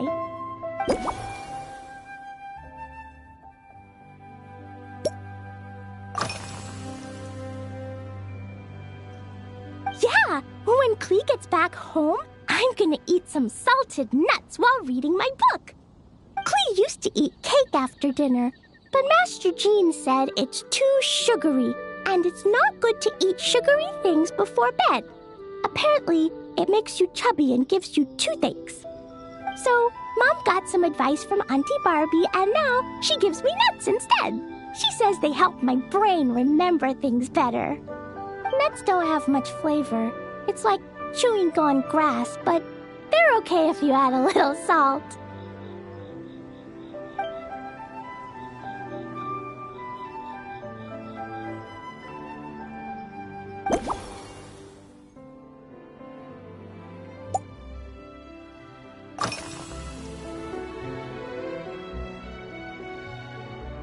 This stuff? Mom taught me how to make it using the alchemy bench. A dash of sugar, then a lot more sugar, then some flowers from Mom's friend in Fontaine, star honey from Auntie Barbie, and finally, some magical jam from Auntie Tavia. Put everything together on the alchemy table, wish for the shape you want, then recite Mom's incantation, and poof! Dodoko-shaped candy! Klee can give you some Dodoko candy too if you want. And if you really like them, I can even teach you my mom's incantation. That way, you could make your own candy whenever you want.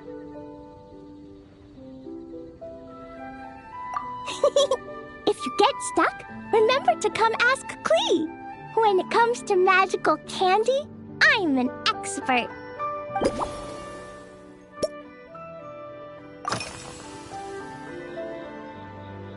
Yeah, Mom gave me an amazing book recently. She said I have to read one chapter every night, learn something useful, and then go to bed early.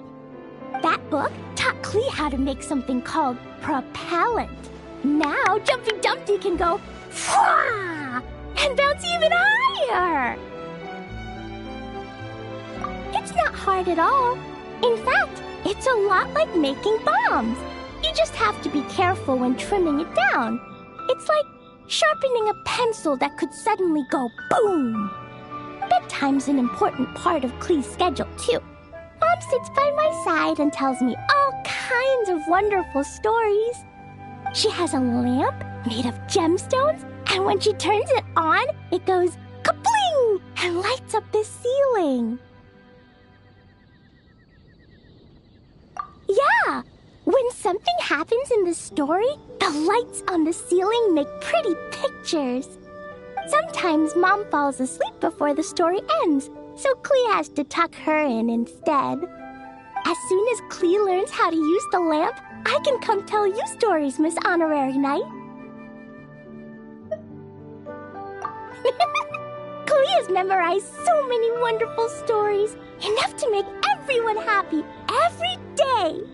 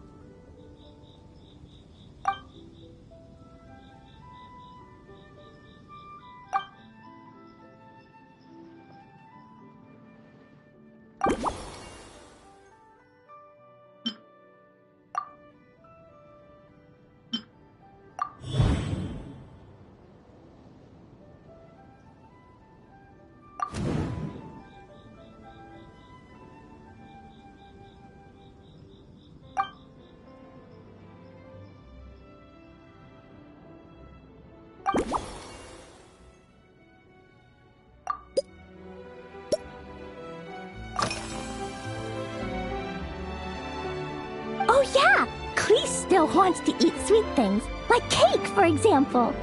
Maybe we could just go easy on the cream? Or add more fruit? Oh, right! That friend of Mom's who's always wearing glasses gave her a big bag of Fontanian Buell fruit. They're so round and rolly. Klee ate a whole bunch of those, and they were super sweet. But Master Jean said it was okay, because sweet fruit isn't the same as sweet sugar.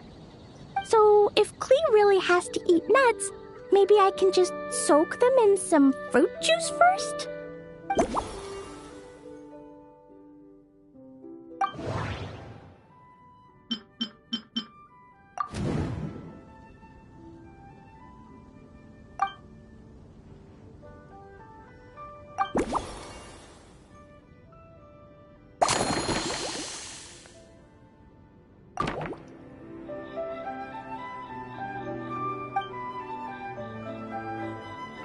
Yeah, that was quick. Klee's looking forward to finding out how tasty your next concoction is.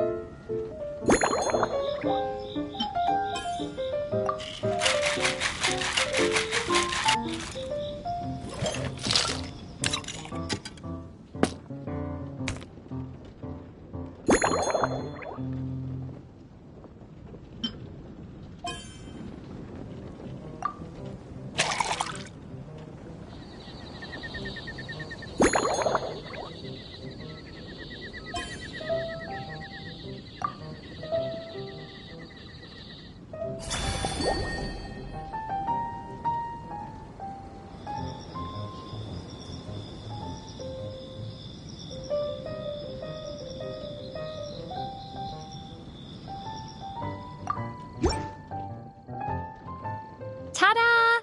It's done! I just know you're gonna love this new creation. Wow! There's Dodoko candy on top! There's so much orange in this cup, and Dodoko looks like he's lying on top of white fluffy clouds. And the weather inside looks much better, too. Yummy! It's so delicious! Klee has to drink slowly. I can't just gulp it down, or I'll miss all the yummy flavor. Miss Honorary Knight, this is amazing! It's like you mixed sunshine with juice. Klee was so tired from playing, but now I feel refreshed. And warm. And peaceful. Oh, you're the best, Miss Honorary Knight. Really? Let me think. When the weather's nice and Dodoko's happy, Dodoko will want to sing, right? And when Dodoko sings, Klee wants to sing too. So, let's call it Dodoko's Duet. Thank you! And thanks for making such a yummy drink for Klee. Klee's gonna go tell Mom that the best drink in Mondstadt right now is Dodoko's Duet. Klee's gonna write down Mom's incantation and give you a copy, Miss Honorary Knight. Then you should learn magic too, so you can make all the candies you want. See you next time!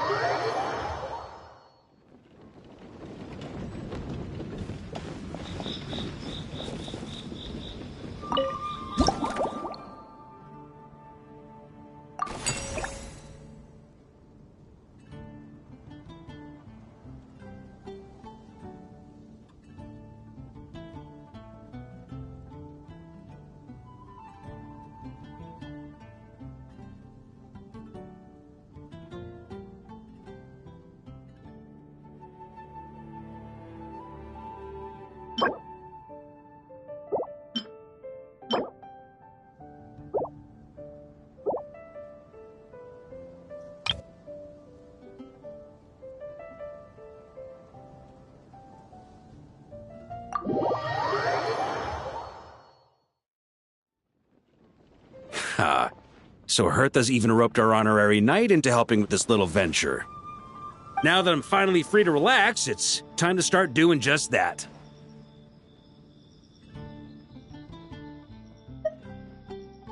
Can't wait to see your skills in action.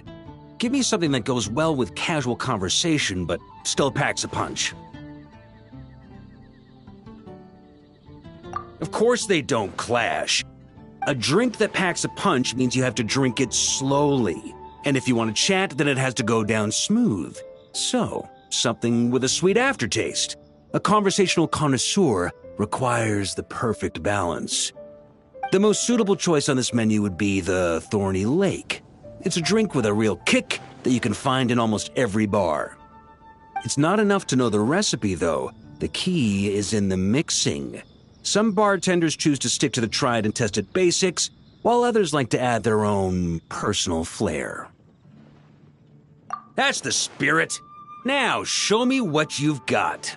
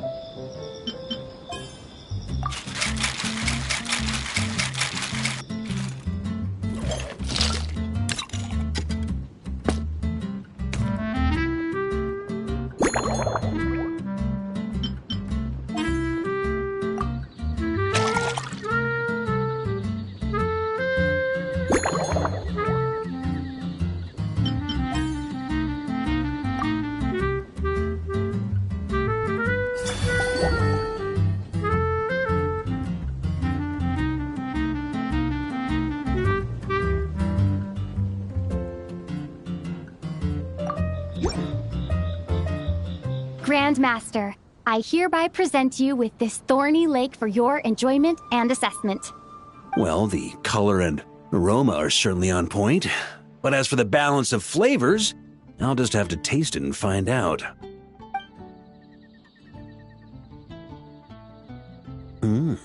Not bad. You haven't overdone or skimped on any single ingredient. Though, unfortunately, it's a little too, polite for my tastes. Perhaps I should have said modest. You followed the formula to a T, but if anything, you've played it a little too safe. Were you worried that deviating just a little might disappoint me? Hey, we fought side by side and dealt with things that even gods were loath to meddle with. Ours is a friendship forged in the margins between life and death. That said, if you ask me, you can ditch the nerves and work your mixologist magic. I'm looking for something that shocks the senses. Mull it over. There's no rush. We can chat while you think. Who knows? You might just find some inspiration to mix in with your magic.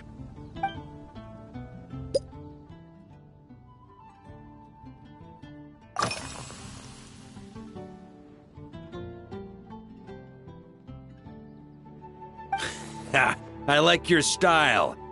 Speaking of this garden, it brings back memories of something that happened many years ago. When I was young, I like to find ruined guards to test my fighting skills, both armed and unarmed. Once, I failed to take down a stray missile, and it ended up destroying a watchtower on the city walls. As punishment, I had to run 50 laps around the city, repair the watchtower, and help rebuild the shattered walls in this garden. Indeed, among the misadventures of my youth, this is one of the most memorable ones. Mostly because that day, Crepus saw me covered in dirt. He took 2 bottles of 100-year-old wine and sent D-Luke, who looked even younger than Mika does today, to work out a clever way to get rid of Faru, who was guarding me. It was so hot that day, I could swear I was about to pass out. On a whim, I picked some mint leaves, put them in one of the wine bottles. and the result turned out to be surprisingly tasty. After Krepis tried it too, he was full of praise. He even wrote up an official recipe for my spontaneous creation. His customers loved it. Several summers passed, and Krepis kept writing letters about giving me a share of the profits, as though I could possibly accept. Yes, good old Krepis. Faru retired years ago, but he still gives me a stern stare every time we meet. He's a stubborn one. Diluc, who replaced him, and then Kaya, who took over later, both performed impeccably. Changing times will always belong to the youth. He should have admitted defeat long ago. When I get the chance, I'll have Kaya show him the amazing progress the Cavalry Company has made.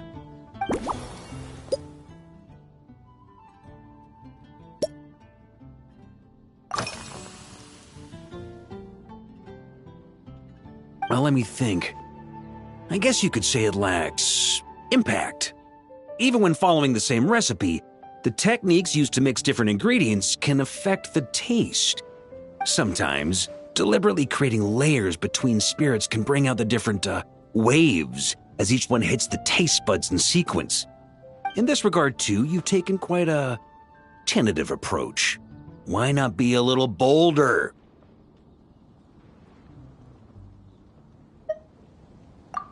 Ha ha ha. You catch on quickly. No need to explain further.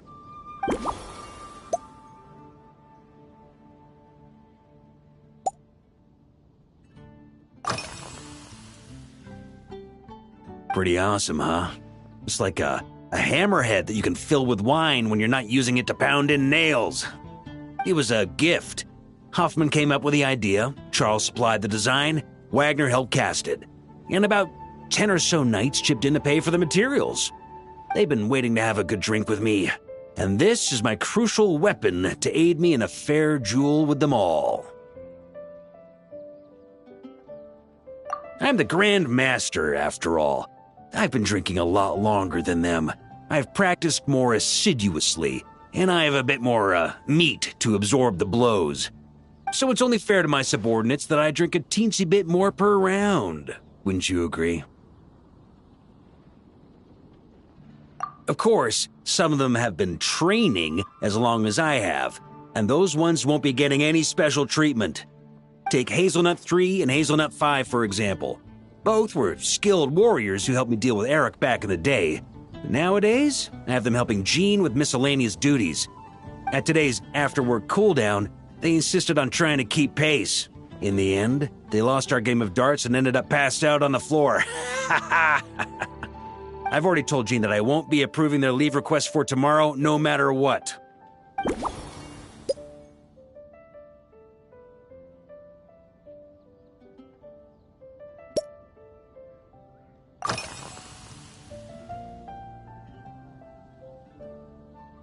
It's a treasured place that the Knights of Favonius have maintained for years.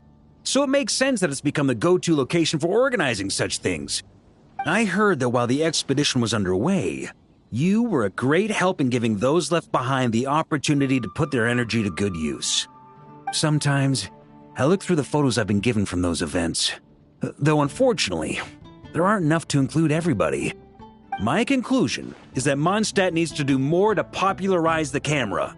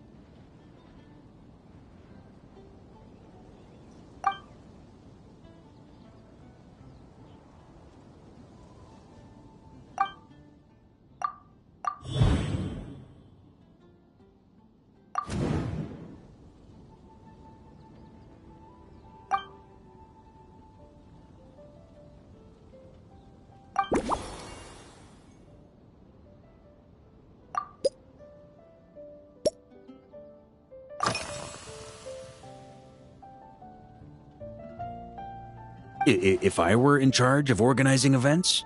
Well, I suppose everyone would revolve around fine wine, or at the very least, there would be some sort of tasting involved. For example, we could go all in on this drink stand and open it to the whole city, with every company of the night selecting one or more mixologists to compete against each other.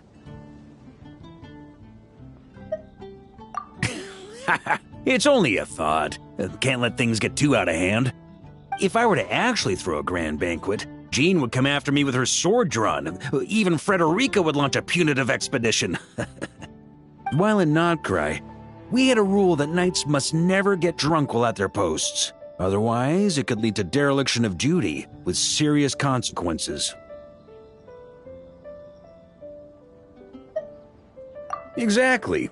As expedition members return to their companies, my hope is that this rule will gradually spread to everyone in Mondstadt too. Just like firewater and Smedina, these Notcry delicacies have made their way into Mondstadt's households and become part of people's daily lives. Young people need to learn restraint. At the end of the day, no one should be biting off more than they can chew. Unless it's someone near my level, they shouldn't even be thinking about enjoying a light buzz when they've still got work to do. Most people would just end up a whole lot drunker than they'd like. You should come practice with me on weekends. Trust me, once I've drunk them under the table, they'll be swearing off wine for a whole week.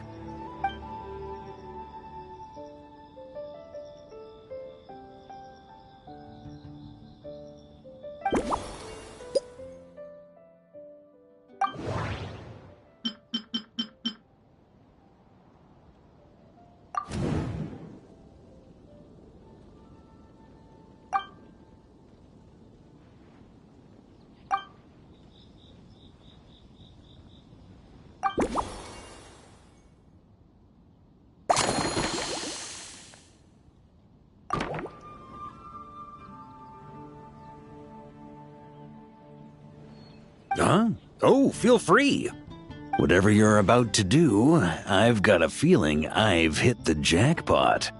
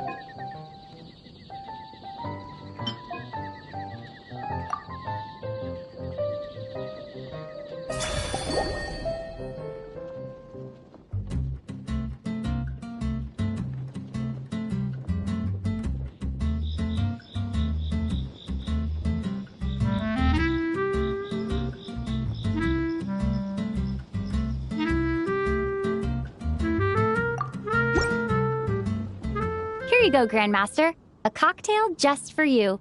I guarantee you won't find this one too polite. Such a spirited drink. How did you make this? Well, that burning scent of firewater. Oh, it's as if the very air were about to ignite.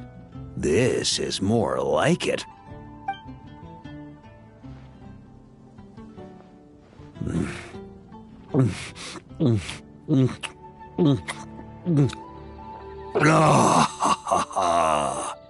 Perfection. It's clear that once you let go of your inhibitions, your talents really shine through. That first hint of mint is like a cooling feint that masks the firewater underneath. By the time the sweetness dissipates, the firewater is already slipped in behind your guard, ready to deliver a powerful strike of intense flavor. Oh, it's exactly the impact I was hoping for.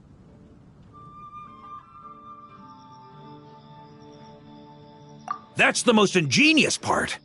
Firewater's greatest flaw is a lack of aftertaste, but the Smetana perfectly maintains the flavor at the peak of its intensity. It's hard to imagine something this good was created by a mixologist who doesn't even drink firewater. I think it has the potential to become a firm favorite in Mondstadt and Nodcry. Iron Wolf. Oh, perfect. It's elegant, yet wild. Only you could come up with such a fitting name. Oh, I have an idea. Why don't we name our Knights of Favonius' drink stand after you? Let's call it the Honorary Knights Cocktail Shack. No time to waste. I'll go have a word with Glenfiddia right away.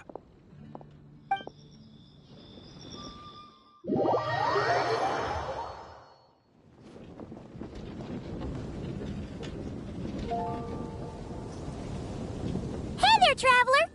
All wrapped up for the day? Paimon hears you did a great job holding down the fort while she was out delivering drinks with Glenfiddia.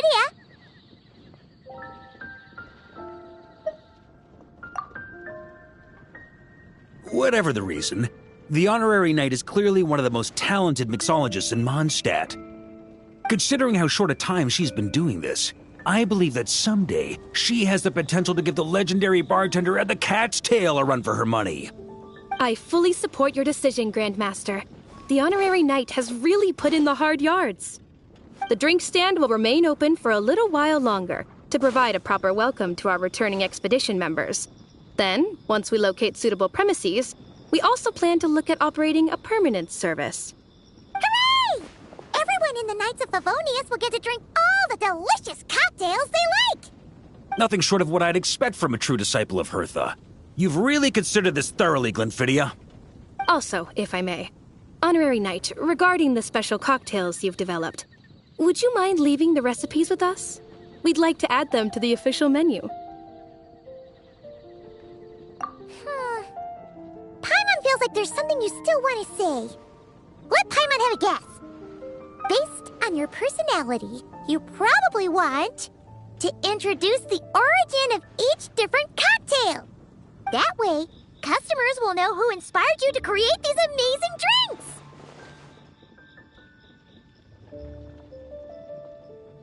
No problem at all. If you need, I can even have someone draft the paperwork on your behalf to secure you the rights to these new recipes. I hope when we recruit some new bartenders, they'll be able to learn from your incredible skills. Even if they can't quite match your work, if they could be 2/3 as good, that would still make them industry leaders.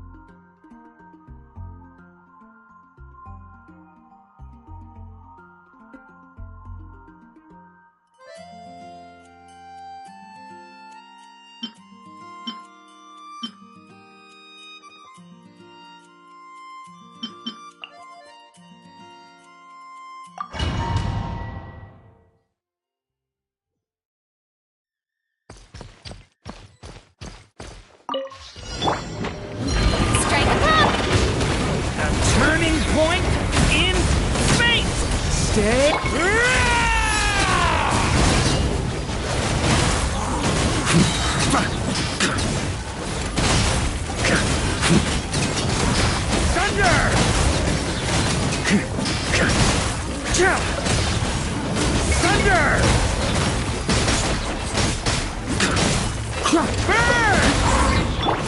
story has only just begun!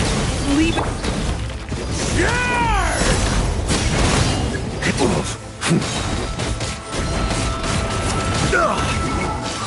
Got a bit too cocky.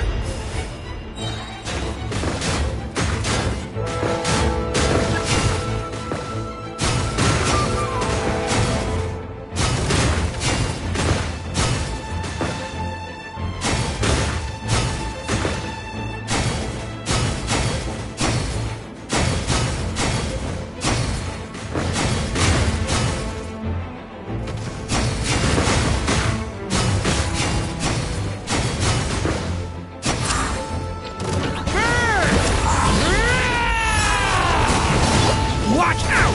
Decay! You lot! Bring it! Letting brave names echo! Yoo-hoo! Time to shine!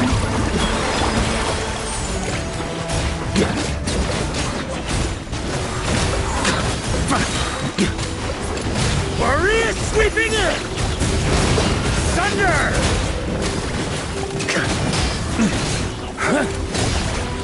Up the ante!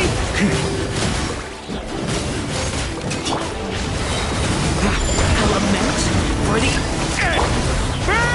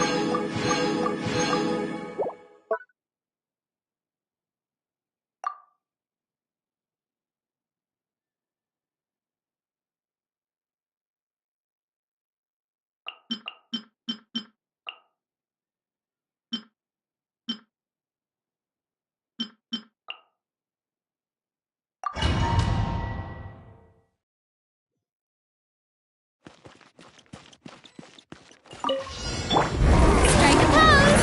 Let the world come alive! Yeah! Scatter! Skyward! Seize the skies! Faster! Stronger!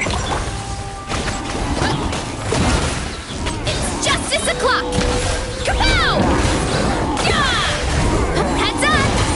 Hero incoming! It's justice o'clock!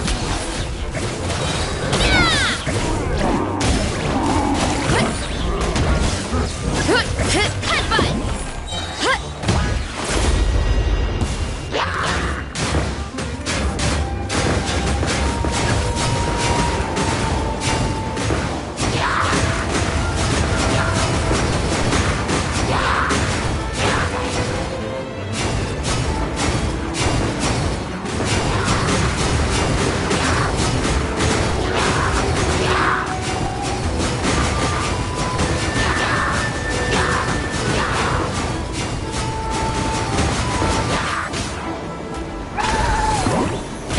Controlled breathing!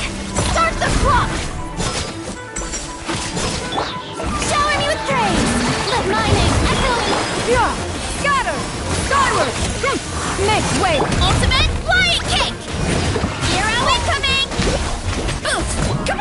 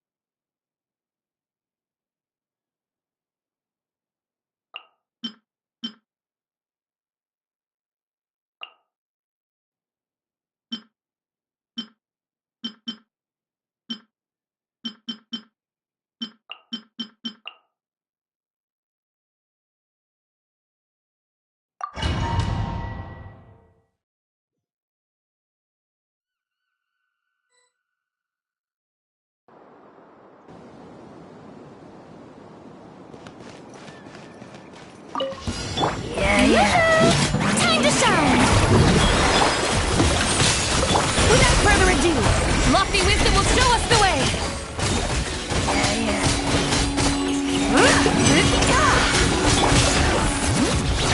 Let the mountain's veins boil!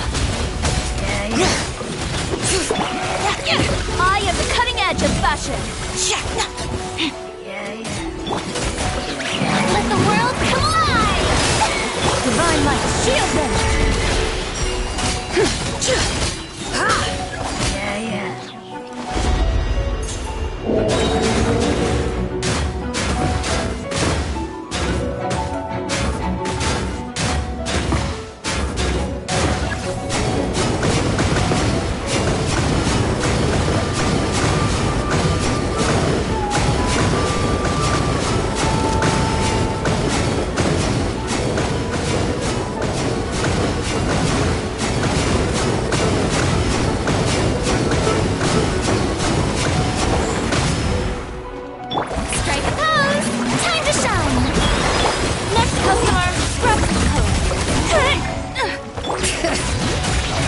Brave names echo!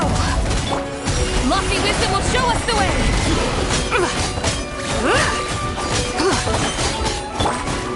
Bring it!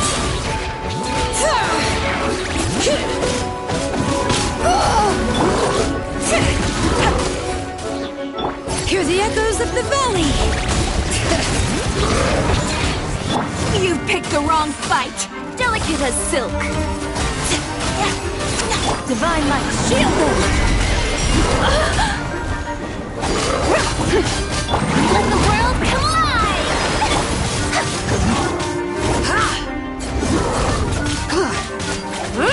Let the mountain's veins boil! Bring it!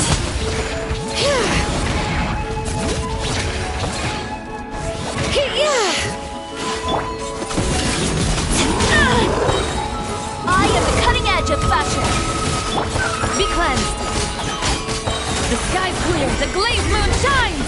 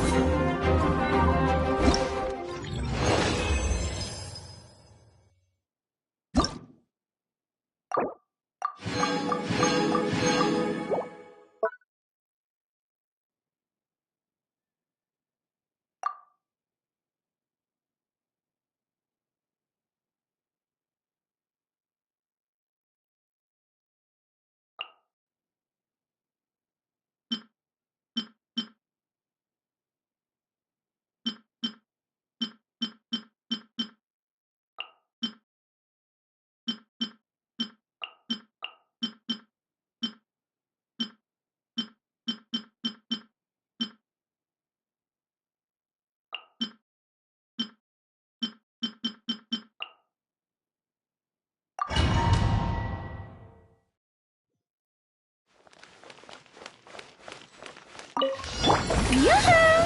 Let my name echo in song! Vivid! Manifest! Do your master's bidding! Power!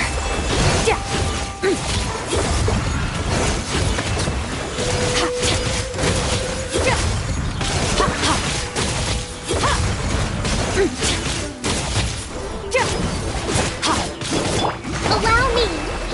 Obey! Cryo incarnate! Annihilate!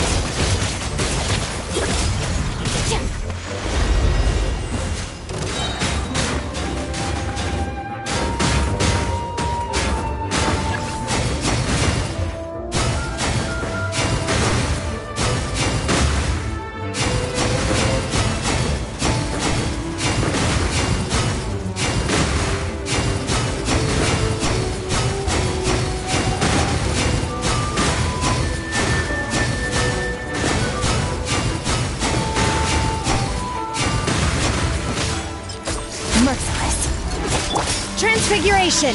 Do your master's bid! Hold the line! Strike a pose! Let the world collide! Mine to wield.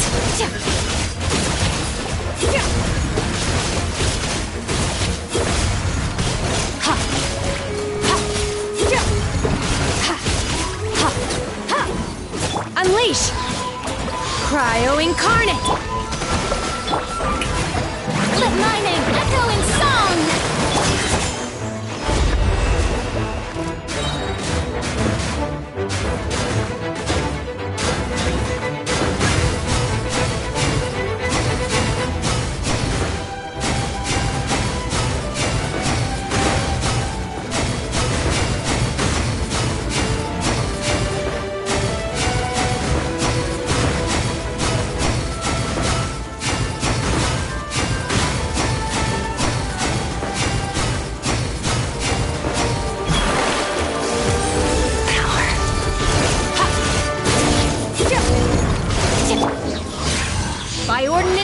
shine! Allow... Yoo-hoo! Time to shine! Extinguish!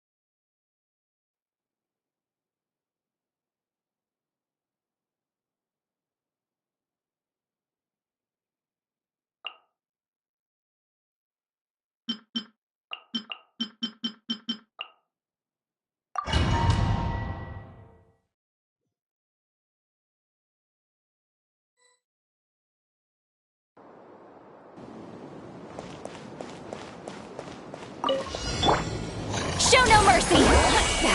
Suffer the wrath! Hear the echoes of the valley! Hold on to your hats. Ha! Open fire! Open fire! Open fire! Rise with the sun! Wrath from the skies! Get to work! Lolly, eat Papa!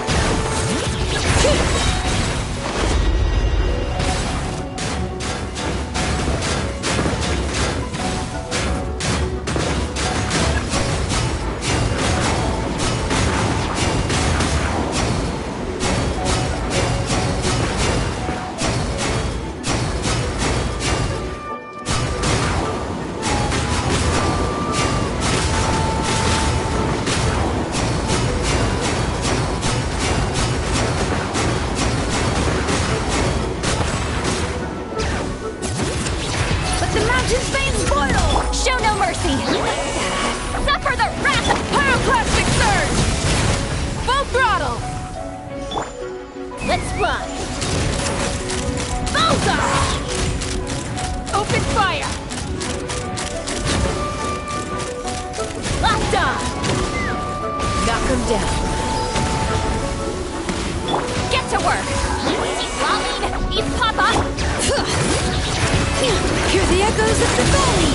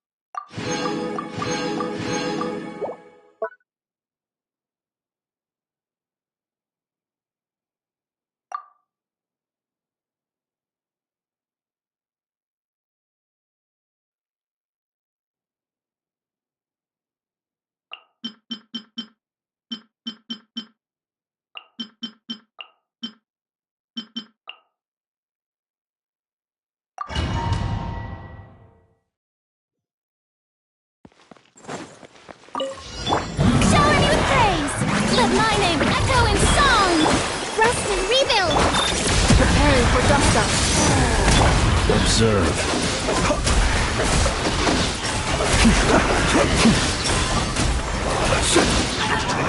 The night comes.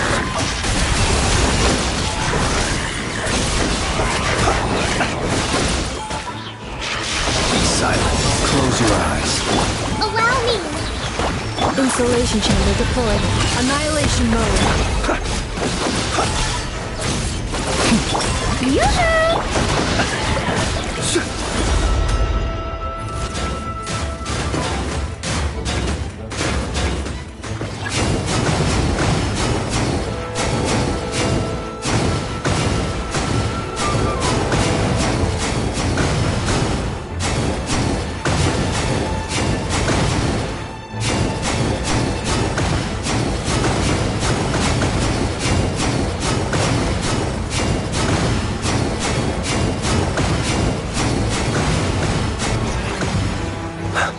Be silent.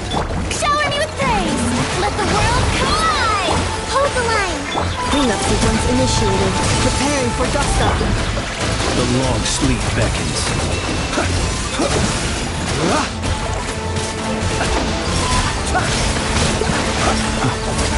Observe. Do you fear the dark? A brash maneuver! Yoo-hoo!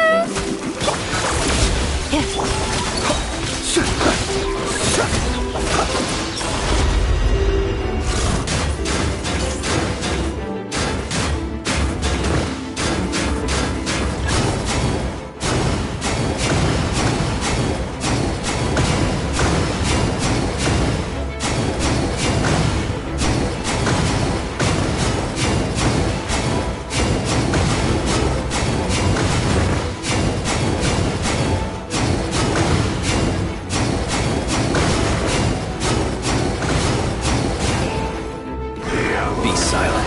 Allow me! Insulation chamber deployed. Ultimatum protocol. Shower me with praise! Time to shine! Covenant of the deep! Beware the creatures of the night. Observe. Be silent. Night falls. Close your eyes.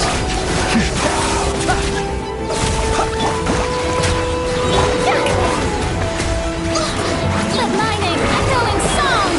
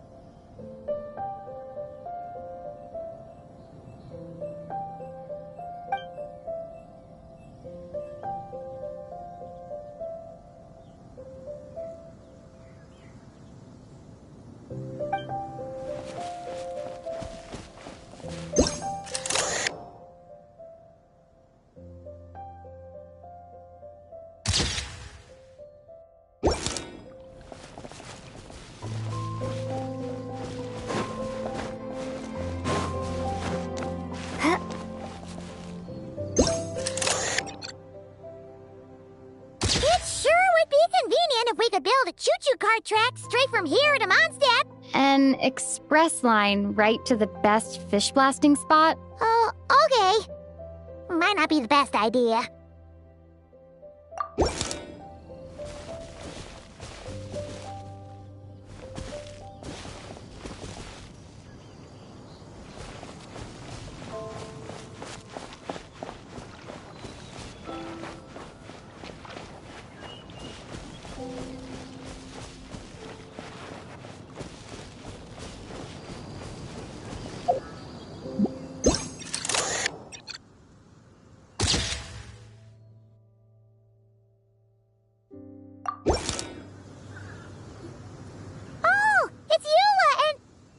Rand?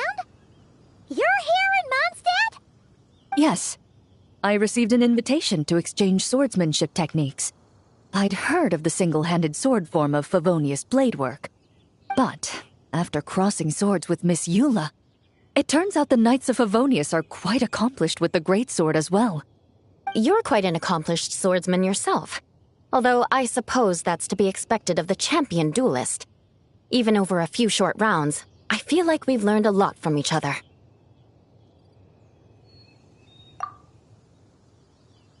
For sure! You don't have to worry about breaking stuff or accidentally hurting anyone nearby!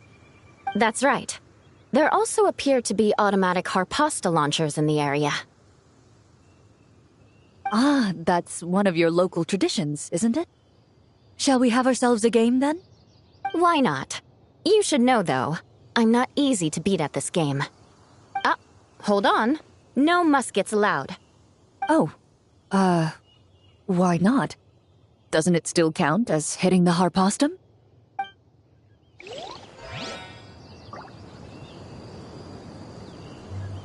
A sword's range is limited, though, so it wouldn't be fair. Ah, of course. Then you should use a gun as well. Voila, problem solved.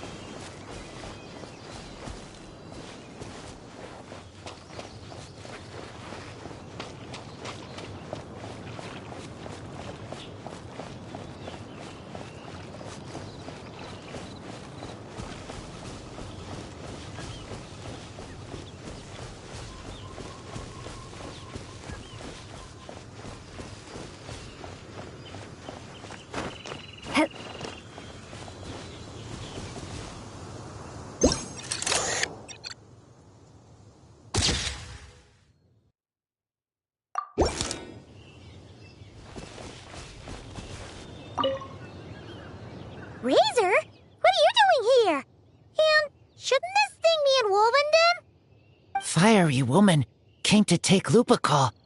I said no.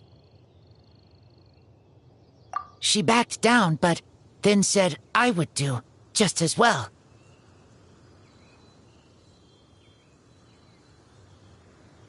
This sword is here, for now. I am here to protect it. Hold on, let Paimon get this straight. Alice was planning to bring Boreas here, but you stopped her. So, she took the illusion of the sword and left you to guard it instead. That would make the trial of Boreas the trial of Razor now, wouldn't it? We fight. I protect Lupical. Wow! Looks like Paimon's guess was spot on! Don't worry, Razor. No one's gonna take this sword. It's not even real. Not real?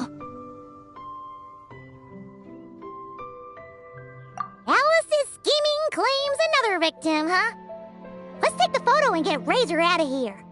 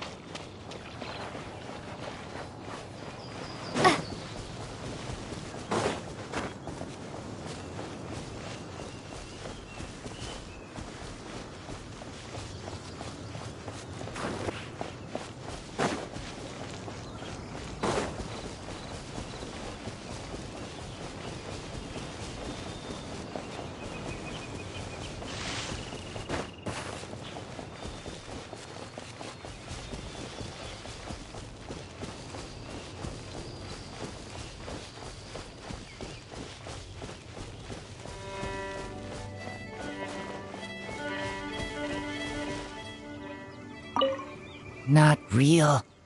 I don't get it.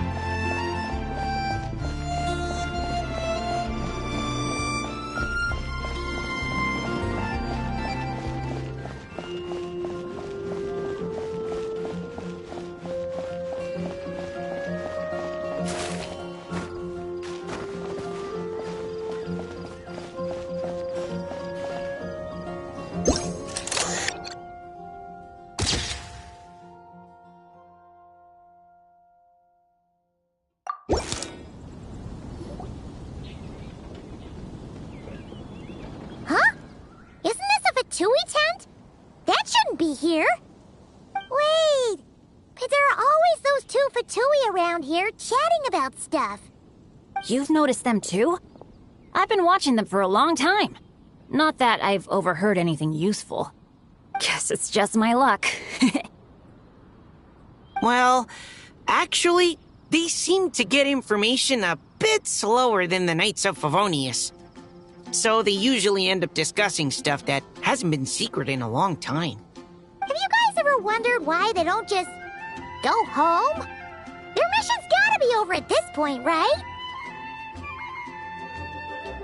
Maybe their names got skipped over on the mission roster, so they never got new orders.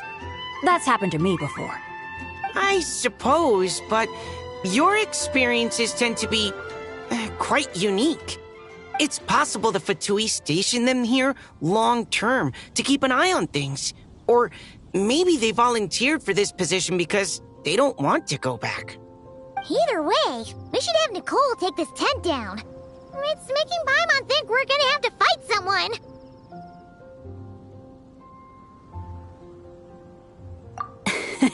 I guess you're right. We don't want people getting their hopes up.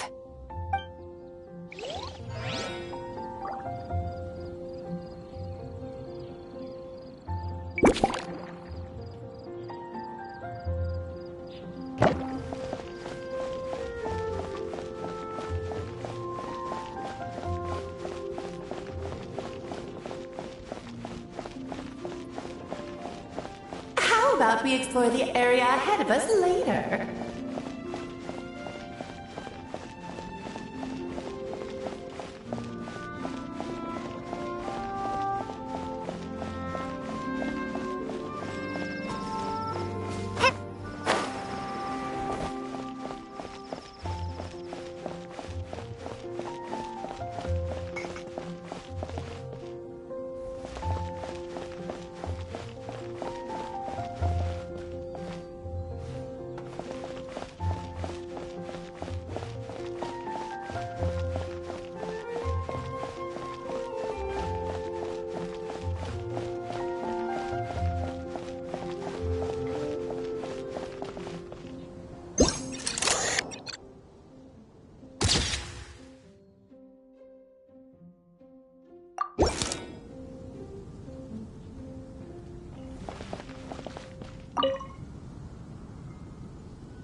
Hey there, friend!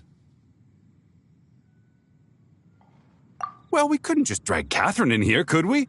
What would the Real Adventurers Guild do without her? Not that she ever shows it on the outside, but she's one busy bee, that's for sure. I mean, just think about how much time it must take to travel between all the different nations. Anyway, I heard this whole world was constructed from magic. Incredible stuff! Even the books on this shelf are real. Not a single prop to be found. Huh. I really gotta take a better look around once this gig's done.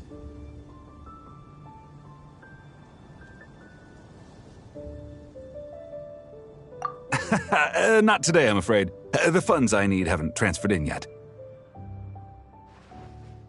Once I've earned enough more from this trip, I'll open up shop at the usual spot.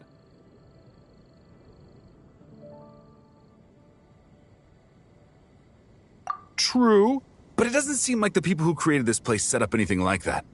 Hey, why don't I go ask for some, and then we all can have a few? Huh. But could we even take them back into the real world? That's the question.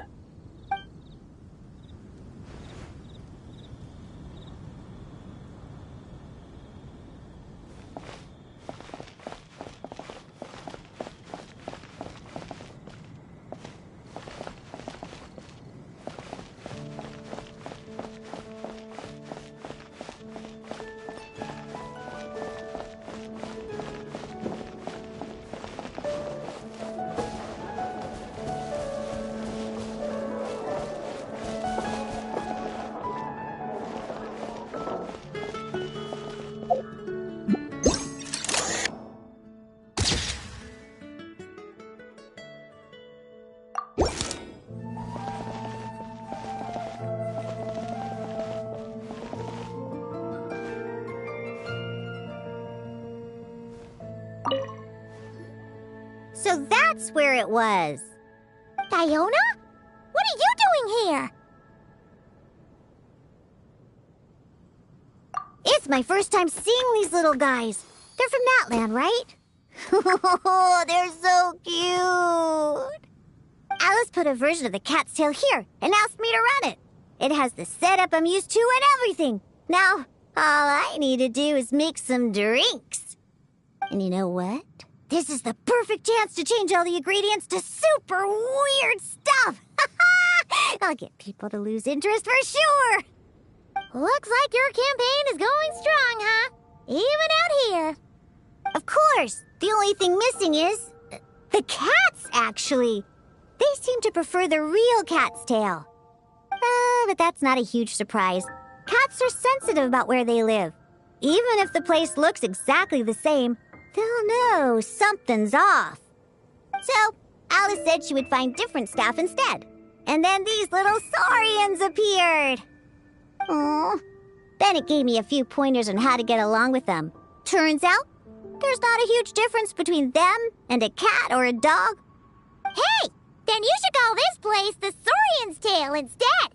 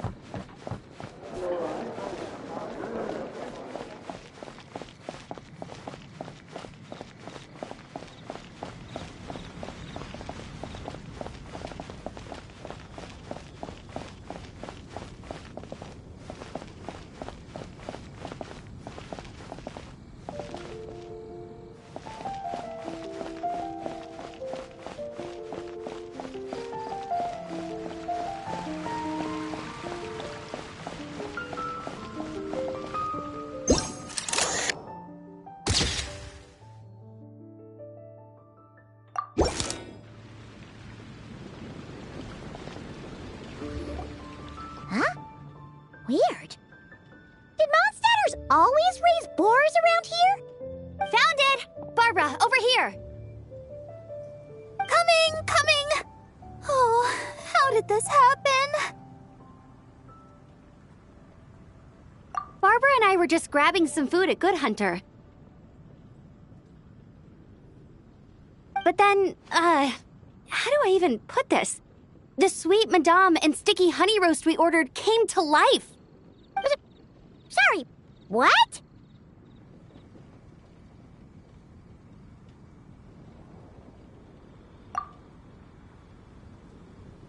That's right.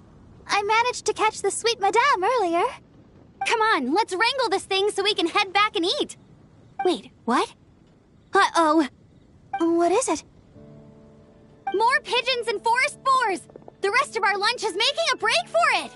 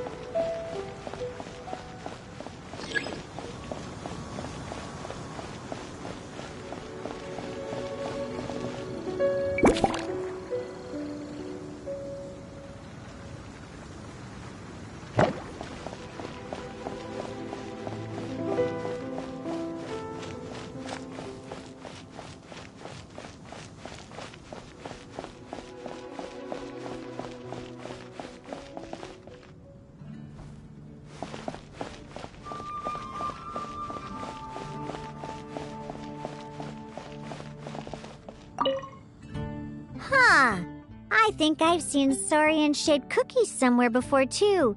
Maybe I should bake some to sell around here.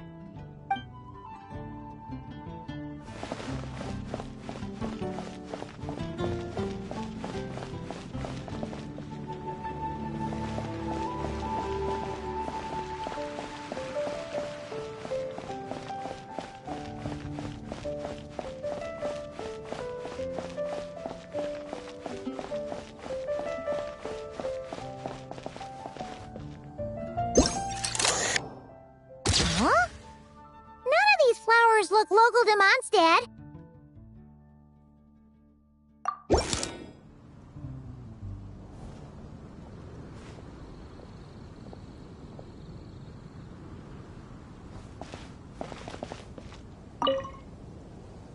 Wait, Emily? Huh, it's been a while.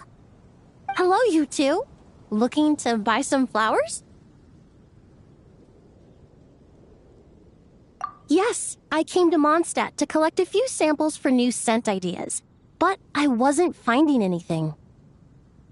Then, this lady who called herself a mage told me she had a bunch of rare plants she was sure I'd never seen before. All I have to do is manage this flower shop, and I get to research these plants all I want.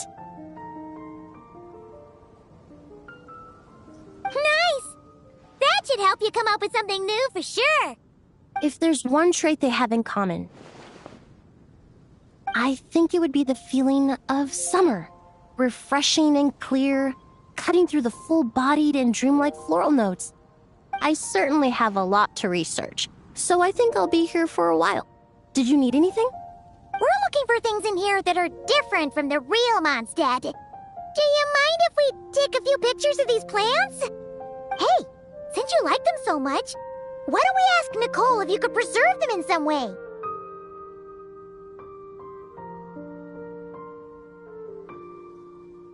Really? That would be amazing. This is my payment after all.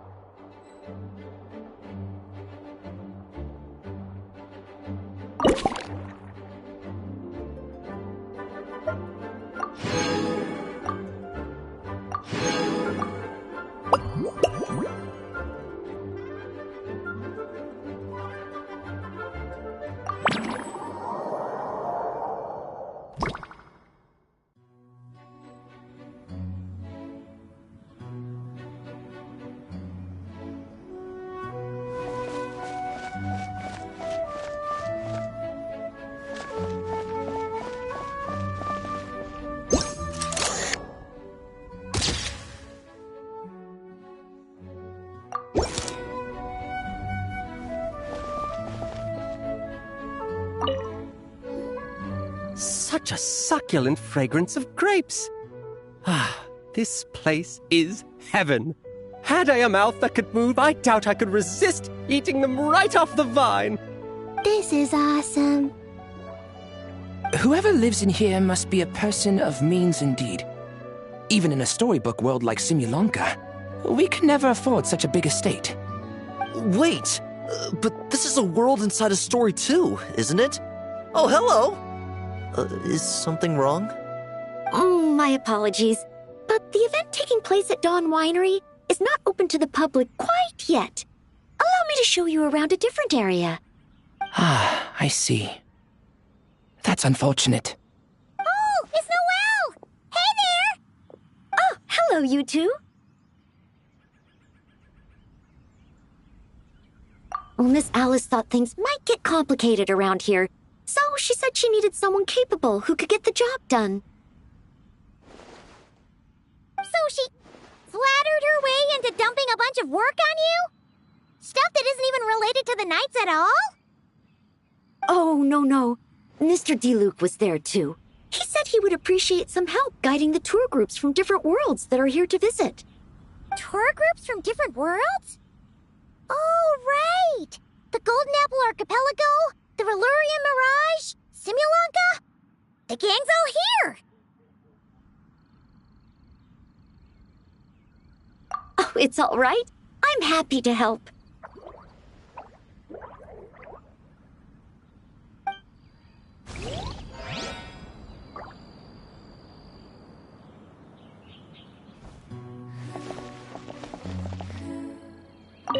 Please head this way, everyone, and we'll get the tour started.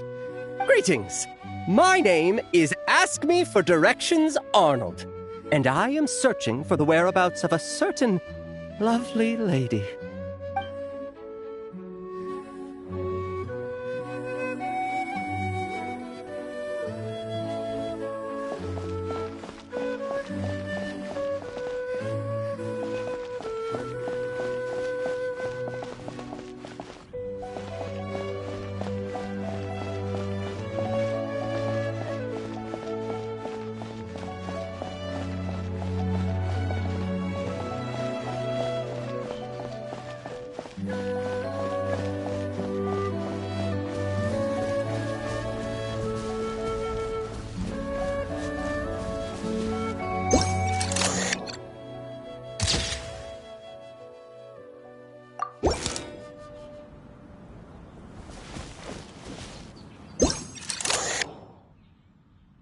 There you are. I've been looking everywhere for you.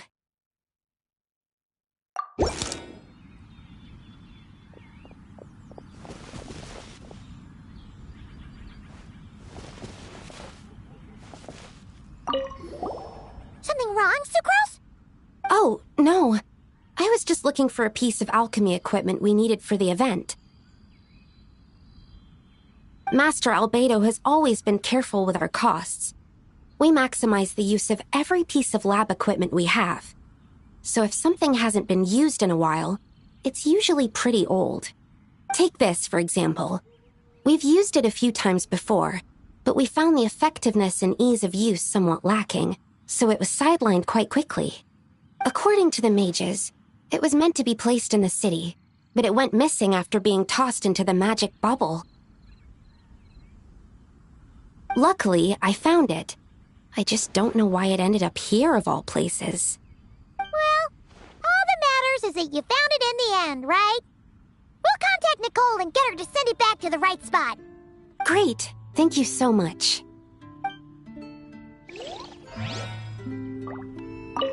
At least I managed to track it down.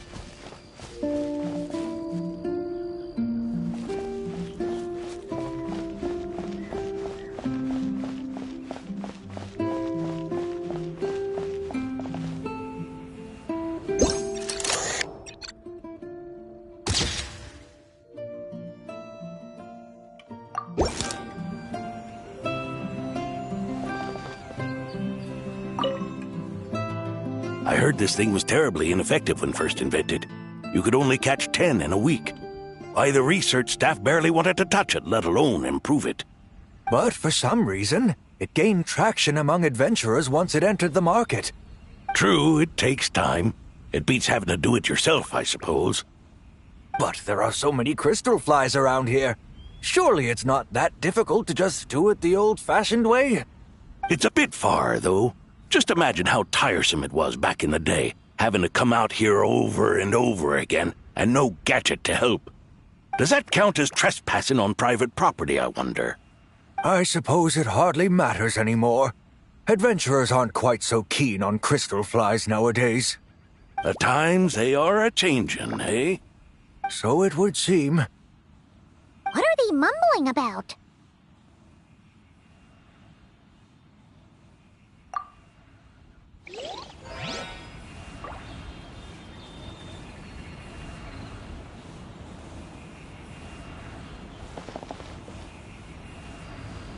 The times they are a-changin'.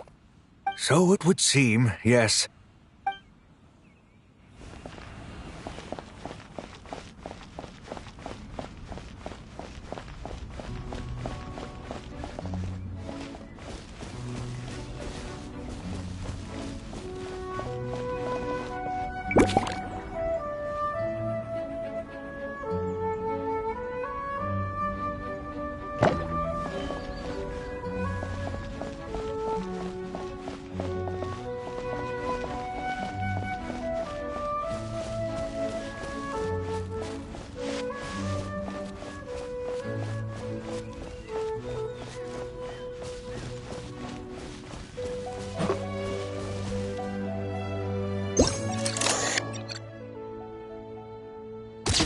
Tortoise? That shouldn't be here at all. Definitely not.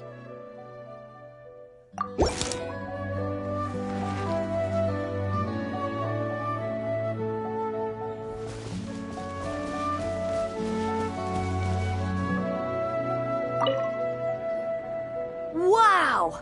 I've never seen such a large turtle in my life. There was a time, back when I was little, when almost every child in Mondstadt had a turtle as a pet. It was quite the trend. Oh, yeah! Jean and Diluc mentioned that a long time ago. I had one too, of course. Quite the hassle to take care of. Small pets like that always are. Wait, you had one too? Is that so strange? Oh, no! Of course not! I could bring it back to the church and raise it. It can stay behind the cathedral. I'll even build it a pool. Can't be too hard to raise, right? It looks like a tough cookie. Not happening. The next thing you know, you'll have an invasive species on your hands. Just tell that mage to put it back where she found it. Guess that's for the best.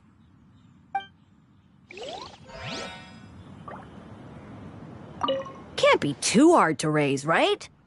It looks like a tough cookie. Not happening. The next thing you know, you'll have an invasive species on your hands.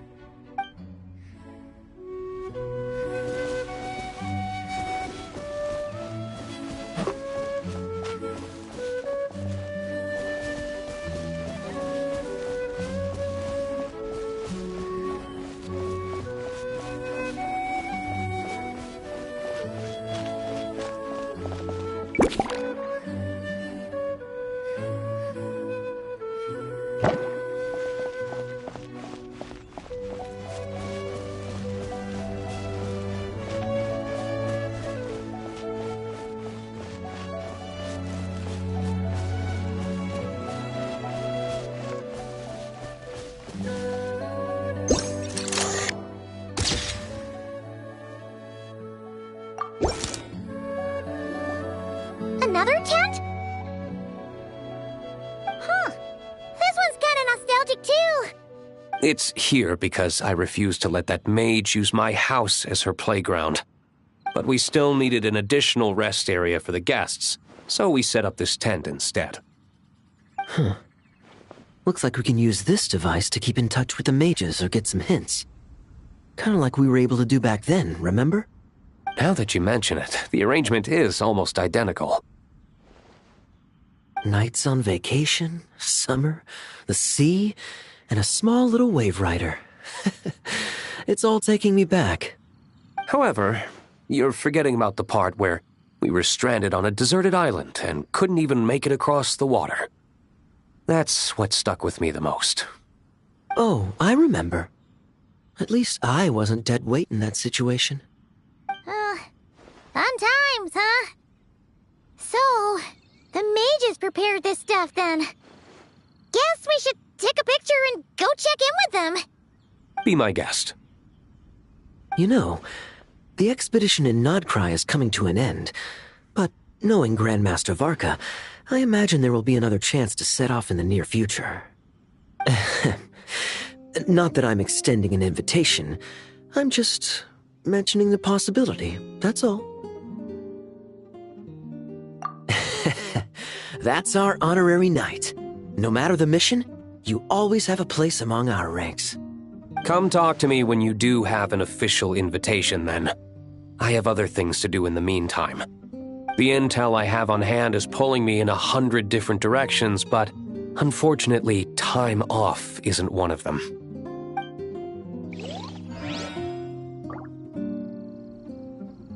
That's a shame. I take vacation whenever I can get it, and it's still never enough. I'd visit the Golden Apple Archipelago again in a heartbeat. For once, I feel the same.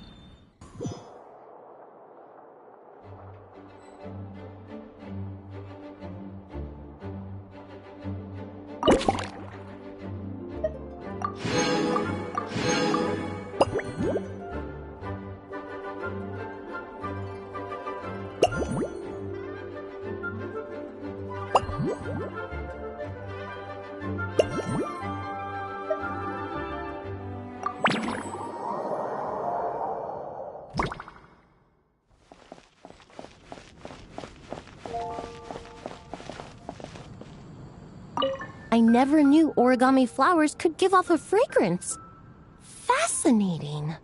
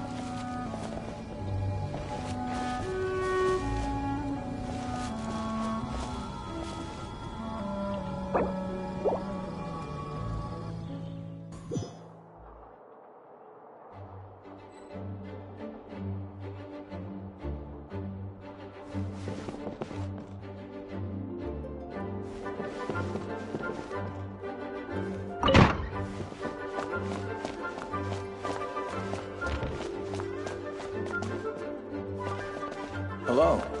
May the Animo Archon protect you.